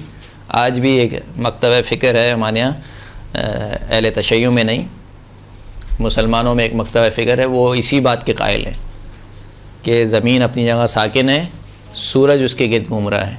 सही है। और शायद एक थ्योरी ये भी है कि दोनों एक दूसरे के गिर्द घूम रहे हैं, यानी सैयारे घूम रहे हैं आपस में, वो भी घूम रहा है, ये भी घूम रहा है। तो बहरहाल जो भी है, अब जो भी घूम रहा है हम ना घूमें। थ्योरियाँ क्या होती हैं? चेंज होती रहती हैं। दुरुस्त है। तो इसी तरीके से ये इल्म फ़िक़्ह है, इल्म इस्तिंबात है। पुराने मुज्तहिदीन के फतावा कुछ और थे, आज के मुज्तहिदीन के फतवा, मिसाल के तौर पर एक अरसे तक फतवा रहा कि भाई अगर कुएँ में कोई नजिस चीज़ गिर जाए तब कुआँ कैसे पाक हो। तो मिसाल के तौर पर कुत्ता गिर गया तो 40 डोल निकालो, मिसाल के तौर पर फ़लाँ चीज़ गिर गई, फ़लाँ नजासत गिर गई तो 20 डोल निकालो, खून गिर गया तो 10 डोल निकालो, मिसाल के तौर पर। यानी ये निकालना वाजिब थे, यानी वो फतवा था उनका कि ये निकालना क्या है? वाजिब है। जब तक आप ये नहीं निकालेंगे डोल, उस वक्त तक कुआँ पाक नहीं। यानी कुत्ते को तो निकालना है, कुत्ते के साथ इतना पानी भी आपको निकालना है, फिर जाके वो पाक होगा। लेकिन फिर हमारे एक मुज्तहिद आए, उनके घर में ख़ुद कुआँ था, पहले उन्होंने अपने कुएँ को बंद किया कि ऐसा ना हो कि मैं जो इसकी सख्ती है, मसले पर अमल करने की सख्ती है, उससे मुतासिर होकर मैं फ़तवा बदल दूँ या कोई और फ़तवा दे दूँ। तो पहले उन्होंने अपने घर के कुएँ को क्या किया? बंद किया। और फिर उसके ऊपर इस मसले पर उन्होंने तहकीक की। तो फिर उसके बाद उन्होंने कहा कि भाई ये जो डोल निकालना है ये एहतियात के मुताबिक, यानी मुस्तहब काम है, ज़रूरी नहीं है। तो कुछ यानी उनसे पहले जितने मुज्तहिदीन थे उन्होंने सब ने फतवा दिया था कि डोल निकालना वाजिब है, मिसाल के तौर पर। इसी तरीके से बहुत से आज के जदीद मुज्तहिदीन यानी जदीद फतावा हैं। मिसाल के तौर पर अहले किताब पाक है या नजीस है? आयतुल्लाह सिस्तानी कहते हैं पाक है। अहले किताब यहूदी और ईसाई मिसाल के तौर पर, ये मजूसी जो है वो अहले किताब हैं, पाक हैं। पाक होने का मतलब ये कि अगर ये किसी चीज़ को रतूबत के साथ हाथ लगाएं तो वो चीज़ नजिस नहीं होगी। लेकिन कितने ही उलमा ऐसे गुज़रे हैं और शायद आज भी हैं जो अहले किताब को क्या मानते हैं? नजिस मानते हैं। वो कहते हैं कि नजिस है। तो ये एक इल्म है। जाहिर सी बात है हमारे और असरे आइम्मा के दौर से जो फ़ासला हो गया वो कितने दौर का फ़ासला है? तकरीबन 1200 या 1400 सदी हो गए, 1400 साल का फ़ासला है तकरीबन। अब उस दौर में अहादीस बयान की गई, न जाने कितने किताब खाने जला दिए गए, और किस तरीके से ये अहादीस हम तक पहुँची हैं। उन अहादीस जो बची कुची अहादीस हैं उनमें भी गौर व फ़हम और गौर व फौज करके फिर उनमें से सही अहादीस को जुदा करना, ज़ईफ़ अहादीस को जुदा करना, कराइन को देखना और फिर उसके बाद एक फ़तवा देना, ये न जाने यानी ये यकीनन जो है वो एक बहुत बड़ा मुश्किल काम है। जो हम समझते हैं कि कोई मसला ही नहीं है मुज्तहिद के लिए, वो तो सुबह उठता है और चाय पीता है तो ये फ़तवा दे देता है और शाम की चाय पे दूसरा फ़तवा दे देता है, ऐसा नहीं है। तो बहरहाल जैसे कि मैंने अर्ज़ किया कि ये इल्म फ़िक़्ह एक नशोनुमा पाने वाला इल्म है, तो लिहाजा इसमें फ़तावा तब्दील हो सकते हैं, फ़तावा तब्दील हो सकते हैं। तो जब तक इंसान को किसी फ़तवे के तब्दील होने का यकीन ना हो जाए, वो क्या करेगा? जो इसमें किताब में लिखा हुआ है वो इसी फ़तवे पर अमल पैरा होगा। और अगर उसको एहतिमाल हो कि भाई फ़तवा तब्दील हो गया है तो उसके लिए छानबीन करना ज़रूरी नहीं है, तहकीक करना, जाके किताब को खोलना, उससे पूछना, फ़लाँ से पूछना, ये तहकीक करना ज़रूरी नहीं है। लेकिन अगर तहकीक कर ले और पता चल जाए तो फिर नए फ़तवे पर अमल करेगा। खूब, अगर मुज्तहिद आलम किसी मसले में फ़तवा दे तो इसका मुक़ल्लिद इस मसले में किसी दूसरे मुज्तहिद के फ़तवे पर अमल नहीं कर सकता। अगर मुज्तहिद ने फ़तवा दे दिया आपके किसी भी मसले में, जैसे हमारे यहाँ होता है, बाज़ लोग क्या करते हैं, बाज़ लोग जो है वो अपने मतलब का फ़तवा तलाश करते हैं या देखते हैं कि किस मुज्तहिद का फ़तवा सबसे आसान है, तो वो कहते हैं कि बाकी तकलीद तो इस मुज्तहिद की ठीक है, बस इस मसले में अगर थोड़ी सी इजाज़त मिल जाए तो ऐसा नहीं हो सकता। आपके मुज्तहिद ने जिस मुज्तहिद की आपने तक़लीद की है और शरई तरीके से दुरुस्त तक़लीद की है, अब आप उसी मुज्तहिद के फतावा पर अमल करेंगे, मगर ये कि आपके लिए साबित हो जाए कि नहीं ये मुज्तहिद आलम नहीं है, दूसरा मुज्तहिद आलम है, तो अलग बात है। लेकिन जब तक आपके लिए साबित नहीं होता तो आप इसी मुज्तहिद के फतावा पर अमल करेंगी, किसी दूसरे मुज्तहिद के फतवे पर आप अमल नहीं कर सकती हैं। ताम अगर वो यानी मुज्तहिद आलम फतवा ना दे, बल्कि ये कहे कि एहतियात इसमें है कि यूँ अमल अंजाम दिया जाए। अब अगर मुज्तहिद एहतियात लगाए तो एक मरतबा ये कि फ़तवा भी दे और फतवे के साथ एहतियात लगाए, तो कौन सी एहतियात होती है? फतवे के साथ एहतियात लगाए वो एहतियात मुस्तहब होती है। यानी मुज्तहिद पहले फ़तवा बयान करे और फिर उसके बाद कहे कि एहतियात ये है कि ये काम कर लिया जाए, तो ये एहतियात कौन सी एहतियात मुस्तहब है। लेकिन अगर फ़तवा ही ना दे मुज्तहिद, बल्कि कहे कि एहतियात ये है इसमें कि अमल इस तरीके से अंजाम दिया जाए, फ़तवा ना दे, कोई अपना स्टेटमेंट ना दे, फ़कत कहे कि एहतियात ये है कि ये काम किया जाए, तो ये कौन सी एहतियात होगी? एहतियात वाजिब या एहतियात लाजिम, जो भी है बहरहाल ये वो वाली एहतियात होगी। या मिसाल के तौर पर कहे कि इस काम में इश्काल है, इस काम में इश्काल है का मतलब भी एहतियात वाजिब है, यानी ये काम एहतियात वाजिब की बिना पर नहीं हो सकता। मिसाल के तौर पर आपके सामने एक मिसाल रखता हूँ कि आया जूते का तलवा रोड पर चलने से पाक हो जाएगा? नहीं होगा। आयतुल्लाह सिस्तानी कहते हैं कि इसमें इश्काल है। इश्काल है का मतलब क्या है कि एहतियात की बिना पर नहीं होगा, एहतियात की बिना पर नहीं होगा। तो अगर मुज्तहिद कोई फ़तवा ना दे बल्कि सिर्फ़ एहतियात लगाए, तो इस सूरत में दो ऑप्शन है हमारे पास। या तो हम उसी एहतियात पर अमल करें जो मुज्तहिद ने एहतियात बोली है, हम उसी एहतियात पर अमल कर लें, या फिर हम फ़ल आलम की तरफ जाएं। फ़ल आलम यानी दूसरे नंबर का सबसे बासलाहियत आलिम, यानी पहले नंबर का बासलाहियत आलिम वो है कि जिसकी आप तक़लीद कर रही हैं। उसके बाद मिसाल के ऊपर दूसरे नंबर का फ़ल आलम। अब ये कैसे पता चलेगा? तरीके वही हैं सारे जो ऊपर चले गए कि इंसान को खुद यकीन हो, दो आदिल आलिम गवाही दें, बशर्ते कि दूसरे दो आदिल आलिम उसकी तरदीद ना करें। अहले खुबरा में से कोई शख्स जो है वो गवाही दे दे, किसी भी उक़लाई तरीके से साबित हो जाए। तो जब आपके लिए साबित हो गया कि मेरा मुज्तहिद मिसाल के तौर पर मैं तक़लीद करती हूँ आयतुल्लाह सिस्तानी की, और इन्होंने किसी मसले में एहतियात कहा है और मैं उस एहतियात पर अमल नहीं करना चाहती, तो इनके बाद जो दूसरे नंबर पर मुज्तहिद है मिसाल के तौर पर उसने कहा है कि ये काम ना करें या एहतियात मुस्तहब है कि ये काम कर लिया जाए, तो आप फ़ल आलम की तरफ रुजू कर सकती हैं। किस सूरत में? एहतियात की सूरत में। इन्हें फ़तवा नहीं दिया मुज्तहिद ने फ़तवा नहीं दिया है, सिर्फ़ क्या कहा है? एहतियात लगाइए। तो इस एहतियात में आप फ़ल आलम की तरफ भी रुजू कर सकती हैं और ख़ुद इस एहतियात पर भी अमल कर सकती हैं। अच्छा, अब इसमें थोड़ा सा जो हमारे यहाँ फ़ल आलम की तरफ रुजू कराया जाता है उसमें से थोड़ी सी इसे कहना चाहिए कि तसामु से काम लिया जाता है। देखिए, फ़ल आलम जो होता है वो भी एक ही होगा। ऐसा नहीं है कि आप एक मसले में एक फ़ल आलम की तरफ रुजू कर रही हैं, दूसरे मसले में किसी दूसरे फ़ल आलम की तरफ रुजू कर रही हैं, तीसरे मसले में किसी चौथे फ़ल आलम की तरफ रुजू कर रही हैं। ऐसा नहीं होगा। अगर आपने एक मसले में मिसाल के तौर पर एहतियात जिसमें कही गई है उसमें आपके नज़दीक एक दूसरा शख्स फ़ल आलम साबित हो गया है, तो वही फ़ल आलम है, फिर सारे मसाइल में उसी को कंसीडर किया जाएगा। सारी एहतियात में जितनी भी एहतियात लगाई हैं आपके मुज्तहिद ने, अब उसी को कंसीडर करेंगे, मगर ये कि उस दूसरे ने भी एहतियात लगाई हो, उस दूसरे ने भी क्या किया हो, यानी उसने भी फतवा ना दिया हो, तो फिर आप तीसरे पर जा सकती हैं। लेकिन अगर उसने फतवा दिया हुआ है तो फिर आप ये नहीं कर सकती कि एक मसले में तो इस फ़ल आलम की तरफ रुजू कर लिया, दूसरे मसले में इस दूसरे फ़ल आलम की तरफ रुजू कर लिया, तीसरे मसले में वो चौथे फ़ल आलम की तरफ रुजू कर लिया, ऐसा नहीं कर सकते। समझ में आ गई? क्लियर है ये बात? सर कोई ऐसा मसला है कि जिसमें फतवा किसी भी मुज्तहिद का ना हो और एहतियात सबसे लगाई हो, ऐसा है कोई? जी मसलन दाढ़ी मुंडाना सब ने एहतियात के मुताबिक हराम करार दिया है।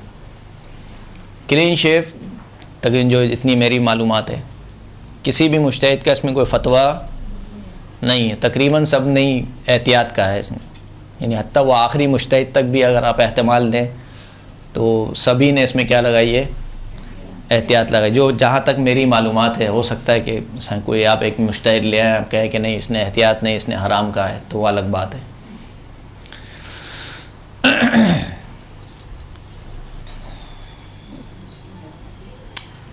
तो फ़ल आलम की तब आपको रुजू करना है। पहले तो आपको फ़ल आलम मुशख़्ख़स करना है कि मेरा फ़ल आलम कौन है, और फिर तमाम एहतियात में उसी फ़ल आलम को आप कंसीडर करेंगी जब तक कि वो एहतियात वाजिब हो। हाँ, वो ख़ुद ना लगा दे, वो भी दूसरा वाला भी एहतियात ना लगा दे। दुरुस्त है? तो ये हो गई एक एहतियात। यानी अगर मुज्तहिद जो राय देता है उसकी तीन किस्में, या तो वो फतवा देता है, यानी बिल्कुल क्लियर कट कहता है कि ये वाजिब है, ये हराम है, मिसाल के तौर पर या 3 मरतबा पढ़ना वाजिब है, 2 मरतबा पढ़ना वाजिब है, या 1 मरतबा करना वाजिब है, बिल्कुल उसमें क्लियर कट उसकी राय। या वो फतवा नहीं देता बल्कि एहतियात लगाता है, कहता है कि एहतियात ये है कि इसमें ये कर लिया जाए। मिसाल के तौर पर एहतियात वाजिब की बिना पर तीसरी और चौथी रकत में 3 मरतबा तस्बीहात अरबा पढ़ी जाए, मिसाल के तौर पर।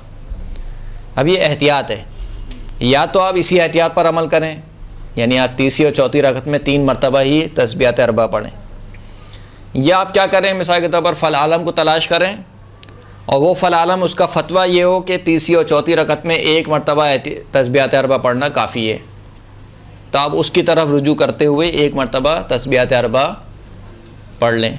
या मिसाल के तौर पर आपका मुज्तहिद कहे कि एहतियात वाजिब ये है कि औरत अपने पूरे चेहरे को नामहरम से ढांपे, एहतियात वाजिब है। अब आप कहेंगे ये तो बड़ा मसला हो गया, गर्मी हो गई, क्या करेंगे इसमें? तो आप फ़ल आलम को तलाश करें, वो फ़ल आलम कहे कि नहीं भाई पूरे चेहरे को ढांपना ज़रूरी नहीं है, तो आपने बशर्ते कि सही तरीके से फ़ल आलम ढूंढना हो, यानी शरई तरीके से, तो आप उसकी तरफ भी रुजू कर सकती हैं और इस एहतियात पर भी अमल कर सकती हैं। तीसरा ये है कि मुज्तहिद ने फतवा भी दिया हो और प्लस एहतियात भी लगाई हो। मिसाल के तौर पर कहा हो कि तीसरी और चौथी रकत में 1 मरतबा तस्बीहात अरबा पढ़ना वाजिब है, एहतियात ये है कि 3 मरतबा पढ़ ली जाए, तो फतवा दिया। पहले कहा कि 1 मरतबा पढ़ना वाजिब है, ये फतवा है। उसके बाद कहा कि एहतियात ये है कि 3 मरतबा पढ़ ली जाए, फतवे के साथ एहतियात है। तो ये कौन सी एहतियात होगी? एहतियात मुस्तहब होगी। एहतियात मुस्तहब में भी आपके पास कितने ऑप्शन हैं? 2। चाहे तो अमल करें, चाहे तो अमल ना करें, चाहे आप 1 मरतबा पढ़ें, चाहे आप 3 मरतबा पढ़ें। सही। अच्छा, फ़तवा जो हम ये कहते हैं कि फ़तवा दिया हो और एहतियात लगाई हो, हर मसले में ऐसा नहीं होता है कि वो फतवा भी दे मिसाल के तौर पर, बल्कि वो बस औक़ात शुरू ही इसी तरीके से करता है कि एहतियात मुस्तहब है कि ये काम कर लिया जाए, यानी वो ख़ुद लिख देता है सराहतन, यानी ख़ुद सराहतन मुज्तहिद कह देता है कि एहतियात मुस्तहब है कि फ़लाँ काम कर लिया जाए। या मिसाल के तौर पर कहा जाता है औला ये है, औला यानी बेहतर ये है, इसका माना भी क्या है? एहतियात मुस्तहब के, यानी ये काम आपको करना ज़रूरी नहीं है, लेकिन कह रहा है कि बेहतर ये है, औला ये है, मिसाल के तौर पर ये काम कर लिया जाए। और एहतियात वाजिब को बयान करने के लिए जैसे कि हमने पेश कर दिया आपके सामने, कभी वो ख़ुद कह देता है एहतियात लाजिम की बुनियाद पर या एहतियात वाजिब की बुनियाद पर, कभी वो कहता है कि मिसाल के तौर पर इश्काल है, इश्काल का मतलब भी वही एहतियात वाजिब है। जैसे कि इस तौज़ी के आखिर में शायद जो है वो लिखा हुआ भी होगा, मिसाल के तौर पर कहे कि महल इश्काल है, महल इश्काल का मतलब भी क्या है? एहतियात वाजिब, यानी एहतियात वाजिब की बिना पर यह काम ना किया जाए। मिसाल के तौर पर कहे कि जूते के तलवे डामर से पाक होने में या डामर की ज़मीन पर पाक होने में महल इश्काल है, यानी एहतियात वाजिब की बिना पर पाक नहीं होंगे। दुरुस्त है। या क्या है, मिसाल के तौर पर महल तामुल है, इसका मतलब भी यही एहतियात वाजिब है, तामुल।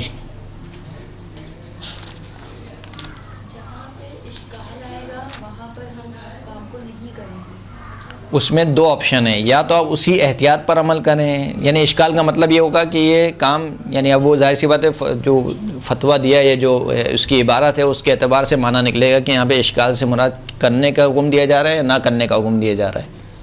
दुरुस्त। या मिसाल के तौर पर मुज्तहिद कहे कि एहतियात तर्क ना की जाए, सही है, अलबत्ता ये थोड़ा सा नहीं है, वो नहीं है। एक हाँ, ये समझ में नहीं आया, क्यों नहीं आया, इसलिए कि मैंने गलत कहा। एक मरतबा मुज्तहिद फतवा देता है, एक मरतबा मुज्तहिद फतवा नहीं देता बल्कि एहतियात लगाता है। एक मरतबा मुज्तहिद फतवा देता है एहतियात का, यानी फतवा है कि एहतियात करें, यानी इसमें भी आप रुजू नहीं कर सकती किसी की तरफ।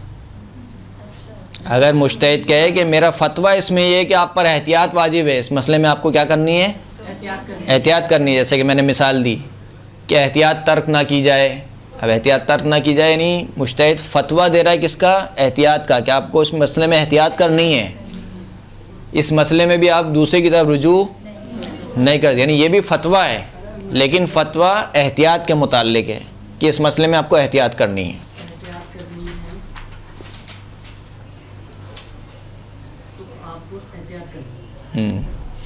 जैसे कि यहाँ पे लिखा हुआ है कि एहतियात तर्क नहीं करना चाहिए जिस मसले में ये इस्तिलाह आए, अगर इसमें मुज्तहिद का फतवा मज़कूर ना हो तो इसका मतलब एहतियात वाजिब होगा, और अगर मुज्तहिद का फतवा मज़कूर हो तो इससे एहतियात की ताकीद मकसूद होगी।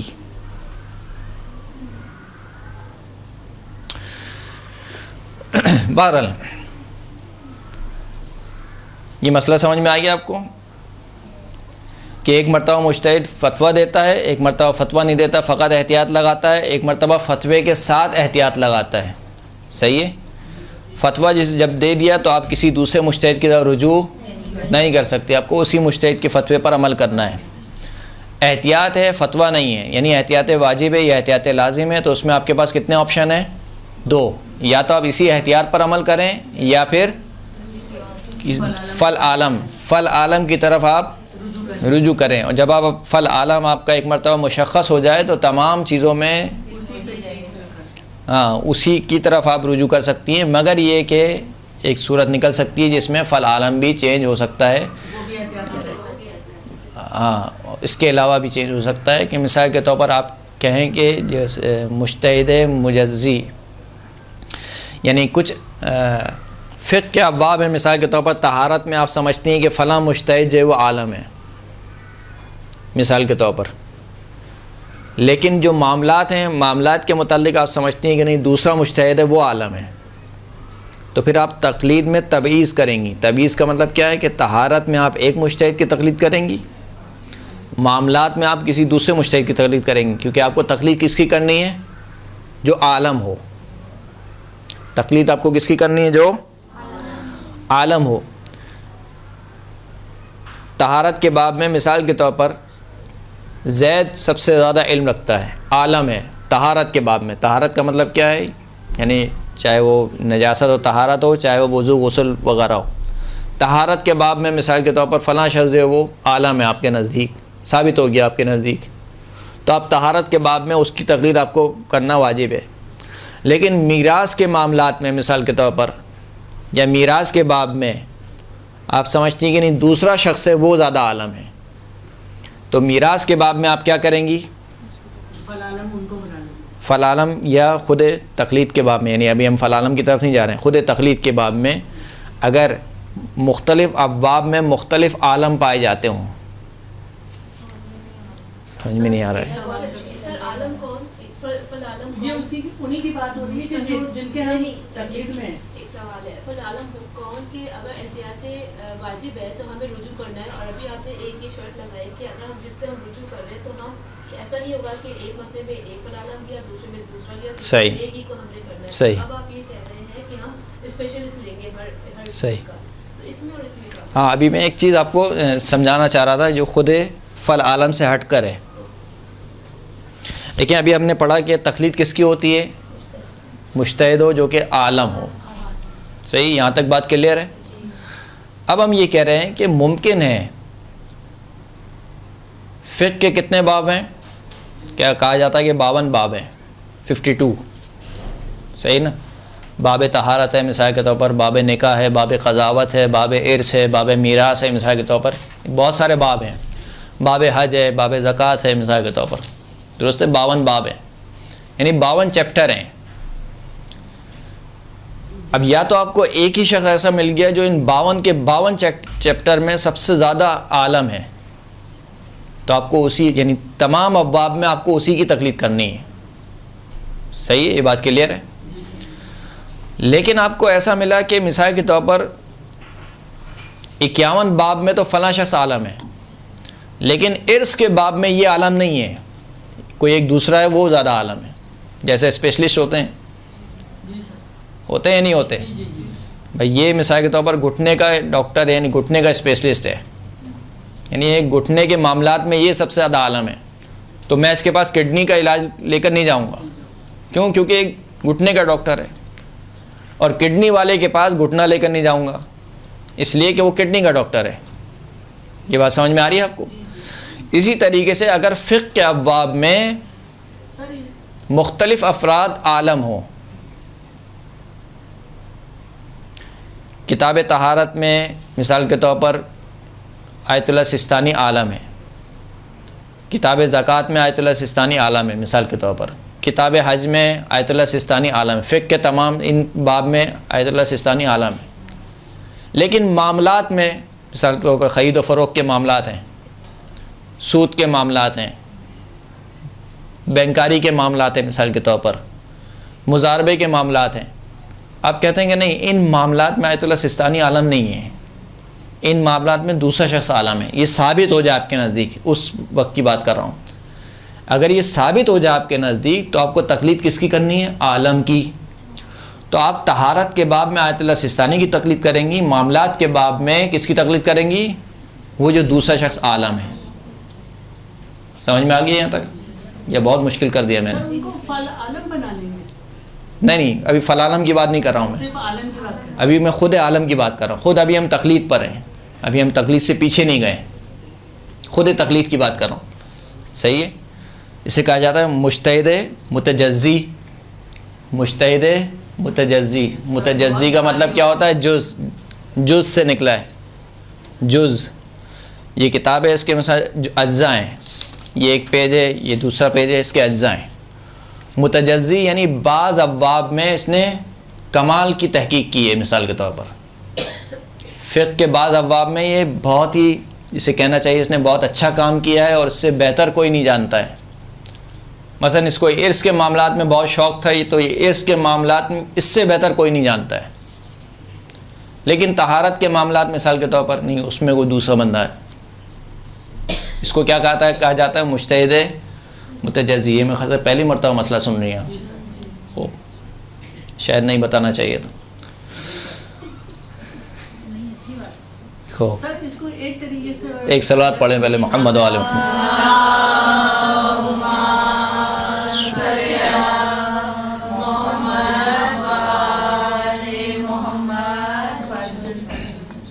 सर इसको हम इस तरीके से आसान शायद कर सकते हो कि जैसे हम ख़वातीन तो हम सिस्तानी की तकलीद में उनके सारे जो भी है हम करते हैं, लेकिन अब जैसे हमें अगर जो हमारे मसाइल हैं मुख्तलिफ, सही, तो वो हम जाहिर सी बात है उनके पास ना जा सकते हैं, ना उनसे पूछ सही, सकते हैं, ना कुछ कर सकते हैं। सही। उसमें अब जैसे हमारी एक टीचर रहेंगे जो हमें पढ़ाती हैं, तो हम उनसे रुजू करते हैं कि भाई ये सारे इस तरह के मामलात हैं।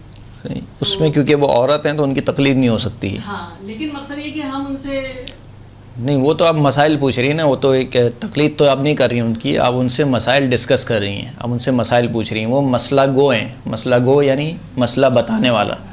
जैसे आप मुझसे आके पूछें भाई इसमें क्या मसला है, मैं आपको ये मसला बता दूँ, तो आप मेरी तकलीद नहीं कर रही, मैं किसी और का मसला कन्वर्ट कर रहा हूँ आपकी तरफ। सही ना? हम कह रहे हैं कि ख़ुद तकलीद करनी है आपको। मिसाल आपने अच्छी दी है कि मिसाल के तौर पर एक मुज्तहिद है वो तमाम अब्वाब में आलम है, लेकिन जो मिसाल के तौर पर ख़वातीन के मखसूस मसाइल हैं उसमें वो आलम नहीं है। साबित हो जाए, बशर्ते कि ये आपके नज़दीक ये साबित हो जाए, ये उस वक्त के ऊपर है। उन मसाइल में आप समझती हैं कि नहीं वो एक दूसरा मुज्तहिद है वो ज़्यादा आलम है।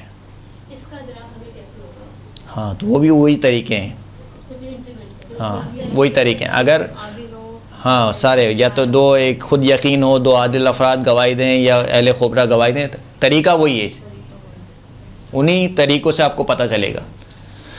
लेकिन अगर आपके नज़दीक साबित हो गया कि फ़लाँ मुज्तहिद जो वो आलम है और तमाम अब्वाब में आलम है, तो आपको फिर उसी की तक़लीद करनी है। सही है, ये बात आपको समझ में आ गई? ये जो मसला मैंने अभी आलम के बारे में बताया, सेम यही मसला फ़ल आलम के बारे में भी आ सकता है। कैसे आ सकता है? जैसे मैंने अभी आपको मना किया कि भाई आपको फ़ल आलम एक ही होना चाहिए, लेकिन आप समझते हैं कि नहीं इस मसले में फ़ल आलम कोई और है, यानी इस मसले में जो दूसरे नंबर का मुज्तहिद है वो ये नहीं है, वो कोई और है, तो फिर आप यहाँ पर फ़ल आलम चेंज करेंगी। अब बात समझ रही है? मिसाल के तौर पर आयतुल्लाह सिस्तानी ने ख़वातीन के किसी मसले के मुतालिक एहतियात लगाई, दुरुस्त है? आपने कहा कि ये तो एहतियात है तो फ़ल आलम की तरफ रुजू किया जाए। आपके नज़दीक फ़ल आलम ये शख्स था, जो भी था XYZ, आपने उसकी तरफ रुजू कर लिया और उस पर रुजू करके अमल अंजाम दे दिया। फिर आपको कुछ दिनों बाद कुछ और मसला पेश आया, मिसाल के तौर पर मीरास का कोई मसला पेश आया। उस मसले में भी आपने देखा कि आयतुल्लाह सिस्तानी ने एहतियात लगा दी। अब आपने कहा कि जो मेरा फ़ल आलम है वो इस मसले में फ़ल आलम नहीं है, यानी इस बाब में वो फ़ल आलम नहीं है। ये सारे उस फ़र्ज़ पर हैं कि आपके लिए साबित हो जाए, जब साबित हो जाए, हाँ, यानी आपके लिए साबित हो जाए कि ये फ़ल आलम नहीं है, दूसरा फ़ल आलम है, तो फिर आपका फ़ल आलम इस सूरत में भी चेंज हो सकता है। अगर आपको मालूम हो जाए, अगर आपके नज़दीक साबित हो जाए, बस अब मालूम नहीं हो तो बस हम उन्हीं पे हाँ मालूम नहीं है, और मालूम नहीं है से मुराद है कि आपको ये मालूम है कि यही फ़ल आलम है, यानी तमाम अब्वाब में यही फ़ल आलम है, तो आप उसी की तरफ क्या करेंगी? रुजू करेंगी और अमल को अंजाम सर हमारी जी। तरह आसान करें। अब जी। अब हमारे पाकिस्तान में जिन लोगों को हम लोग करते हैं, जिन लोगों की मुश्तहिदीन की तकलीफ, उनमें तो सब फ़ल आलम है ना, ज़्यादातर मसाइल में 52 अब्वाब में जी। है ना, फ़ल आलम है ना, जितने भी देखिए अभी जो जितनी भी हम तकलीद कर रहे हैं, मिसाल के तौर पर आयतुल्लाह सिस्तानी की अभी हम तकलीद कर रहे हैं, और तकरीबन हमारी जिन अफराद से गुफ्तगू हुई है वो ये कहते हैं कि आयतुल्लाह सिस्तानी आलम है तमाम अब्वाब में। सही ना? अच्छा, इसके अलावा भी अभी तक जितना मैंने अपने तालिब इल्मी का दौर गुजारा है, मुझे कोई ऐसा दिखा नहीं है, यानी मेरी नॉलेज में नहीं आया है कि जिसमें कहा गया हो कि ये मुज्तहिद जो है वो फ़लाँ बाब में आलम है। होगा, यकीनन होगा, क्योंकि जो फ़िक़्ह के अब्वाब हैं वो यकीनन मुख्तलिफ़ होते हैं और हर एक की दिलचस्पी मुख्तलिफ़ होती है। सही, मुझे मिसाल के तौर पर तहारत पढ़ने का शौक़ है, एक शख्स को मीरास पढ़ने का शौक़ है, एक दूसरे शख्स को कोई दूसरा शौक़ है, तो बंदा अपने शौक़ और दिलचस्पी के मुताबिक उस इल्म में घुसता है, स्पेशलाइज करता चला जाता है। तो अगर किसी को मीरास का शौक़ है या मीरास के अब्वाब को पढ़ने का शौक़ है, तो जाहिर सी बात है वो तहारत पे इतनी अहमियत नहीं देगा। मिसाल दे रहा हूँ, एक मिसाल दे रहा हूँ। बहरहाल ये एक आप इसको छोड़ेंगे, समझेंगे ये मैंने बताया नहीं है, सही, गोया कि ये हुआ ही नहीं है, यहाँ पर ये बात नहीं हुई है। यहाँ पर क्या हुई ये बात कि या तो आपको आलम के फतवे पर अमल करना है, और अगर आलम एहतियात का है तो आपको किसकी तरफ रुजू करना है? फ़ल आलम की तरफ रुजू करना है।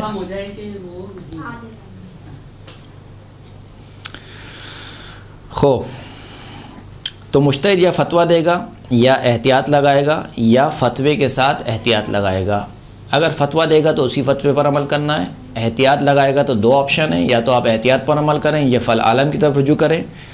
और अगर एहतियात मुस्तहब लगाए यानी फतवे के साथ एहतियात लगाए तो उस एहतियात पर आप अमल कर भी सकती हैं और नहीं भी कर सकती हैं, सही है, लेकिन उसमें भी आप किसी दूसरे की तरफ रुजू नहीं कर सकती।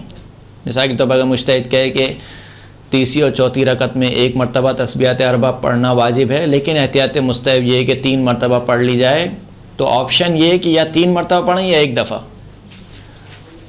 आप किसी और की तरफ रुजू नहीं कर सकती। मिसाल के तौर पर आप कहेंगे फ़ल आलम कह रहा है कि 2 मरतबा पढ़ लें, तो आप उसकी तरफ रुजू नहीं कर सकती।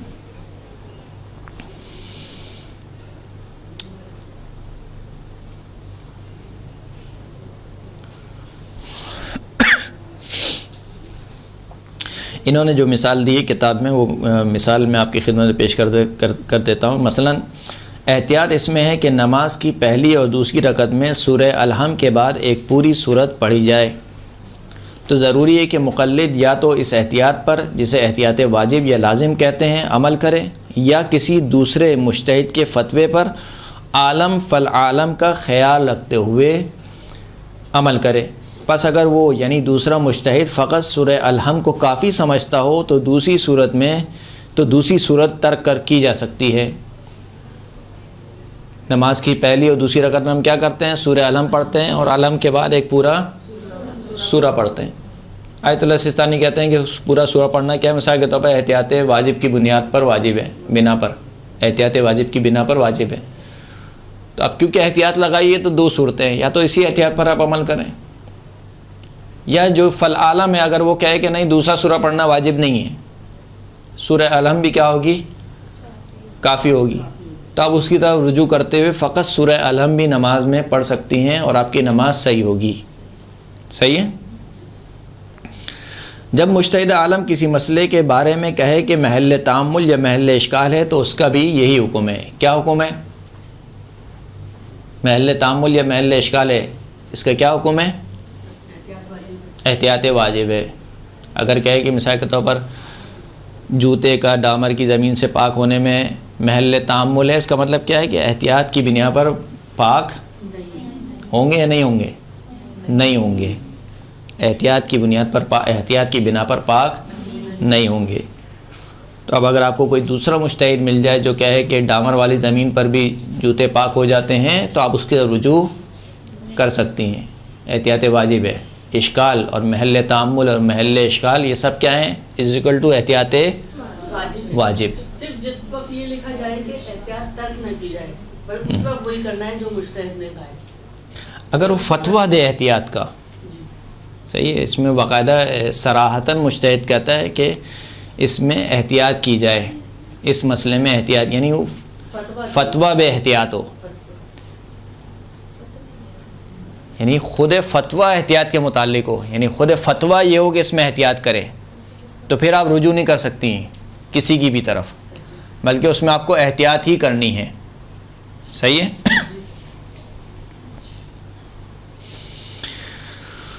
खूब।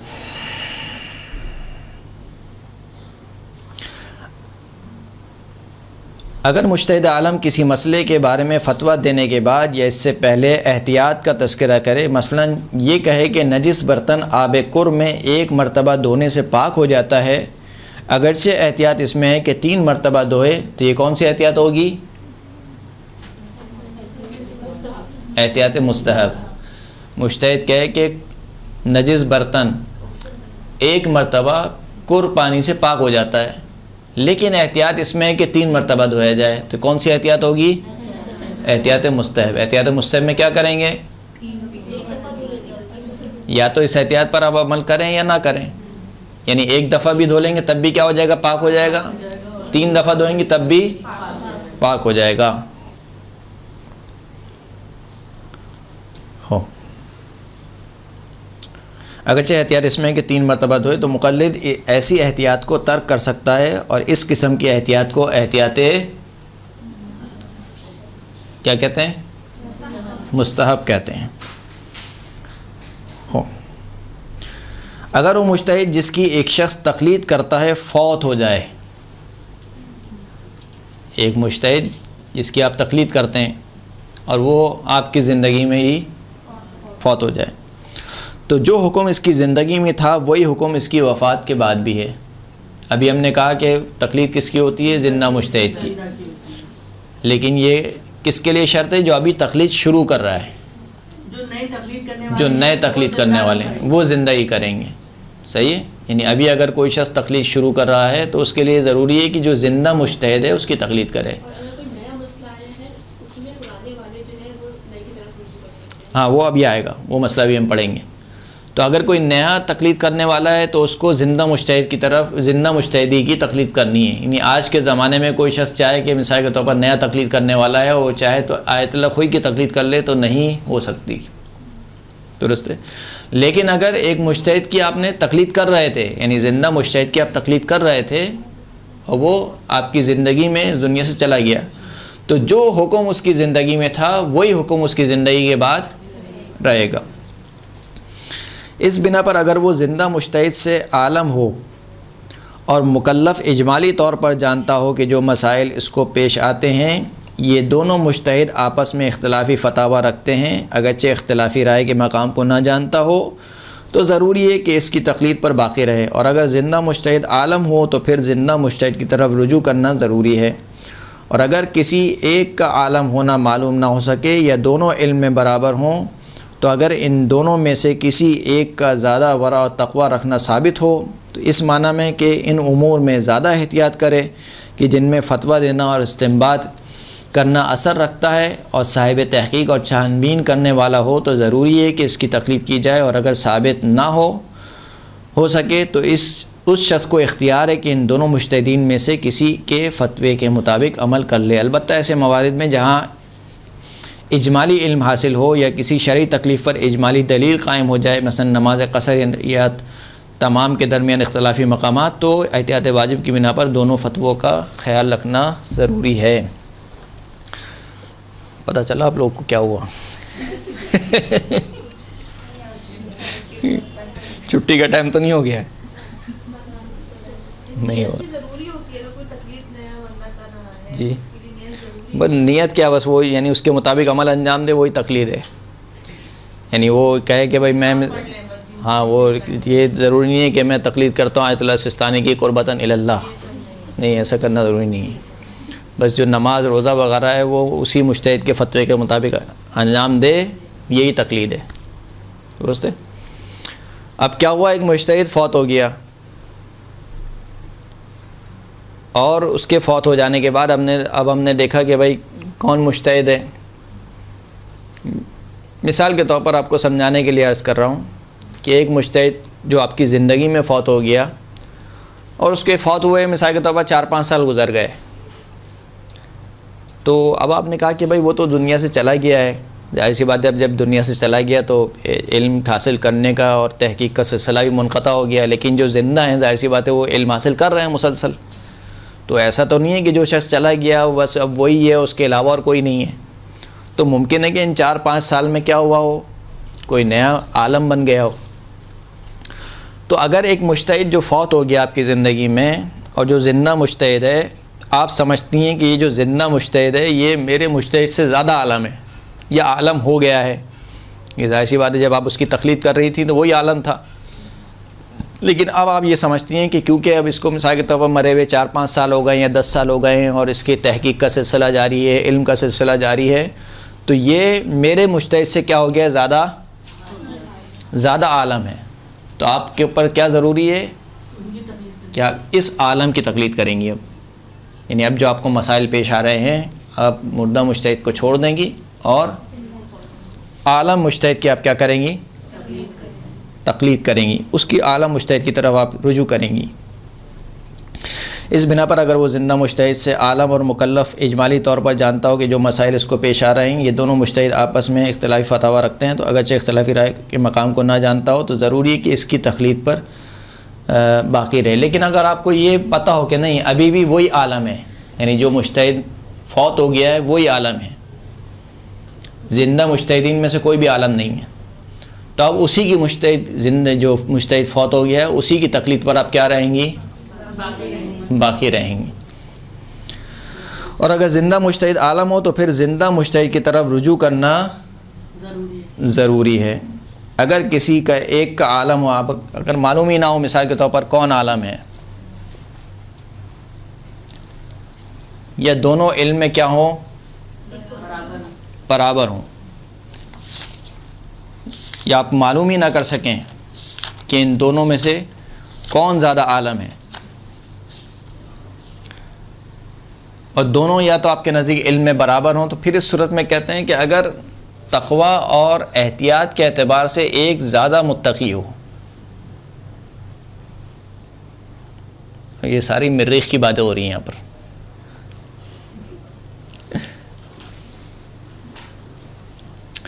खैर इस मसले को छोड़ दीजिए क्योंकि मुब्तला बे नहीं है, सिर्फ इस बात को समझ लीजिए कि अगर जो है वो आपका जो मुश्तहिद था जिसकी आप तक़लीद करती थी वो फ़ौत हो गया है और वो अभी भी आलम है, तो आप उसी पर क्या रहेंगी?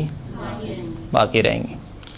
और अगर ज़िंदा फ़ल आलम हो गया है, यानी ज़िंदा आलम हो गया, सॉरी फ़ल आलम नहीं, आलम हो गया है, यानी तो आप ज़िंदा की तरफ क्या करेंगी?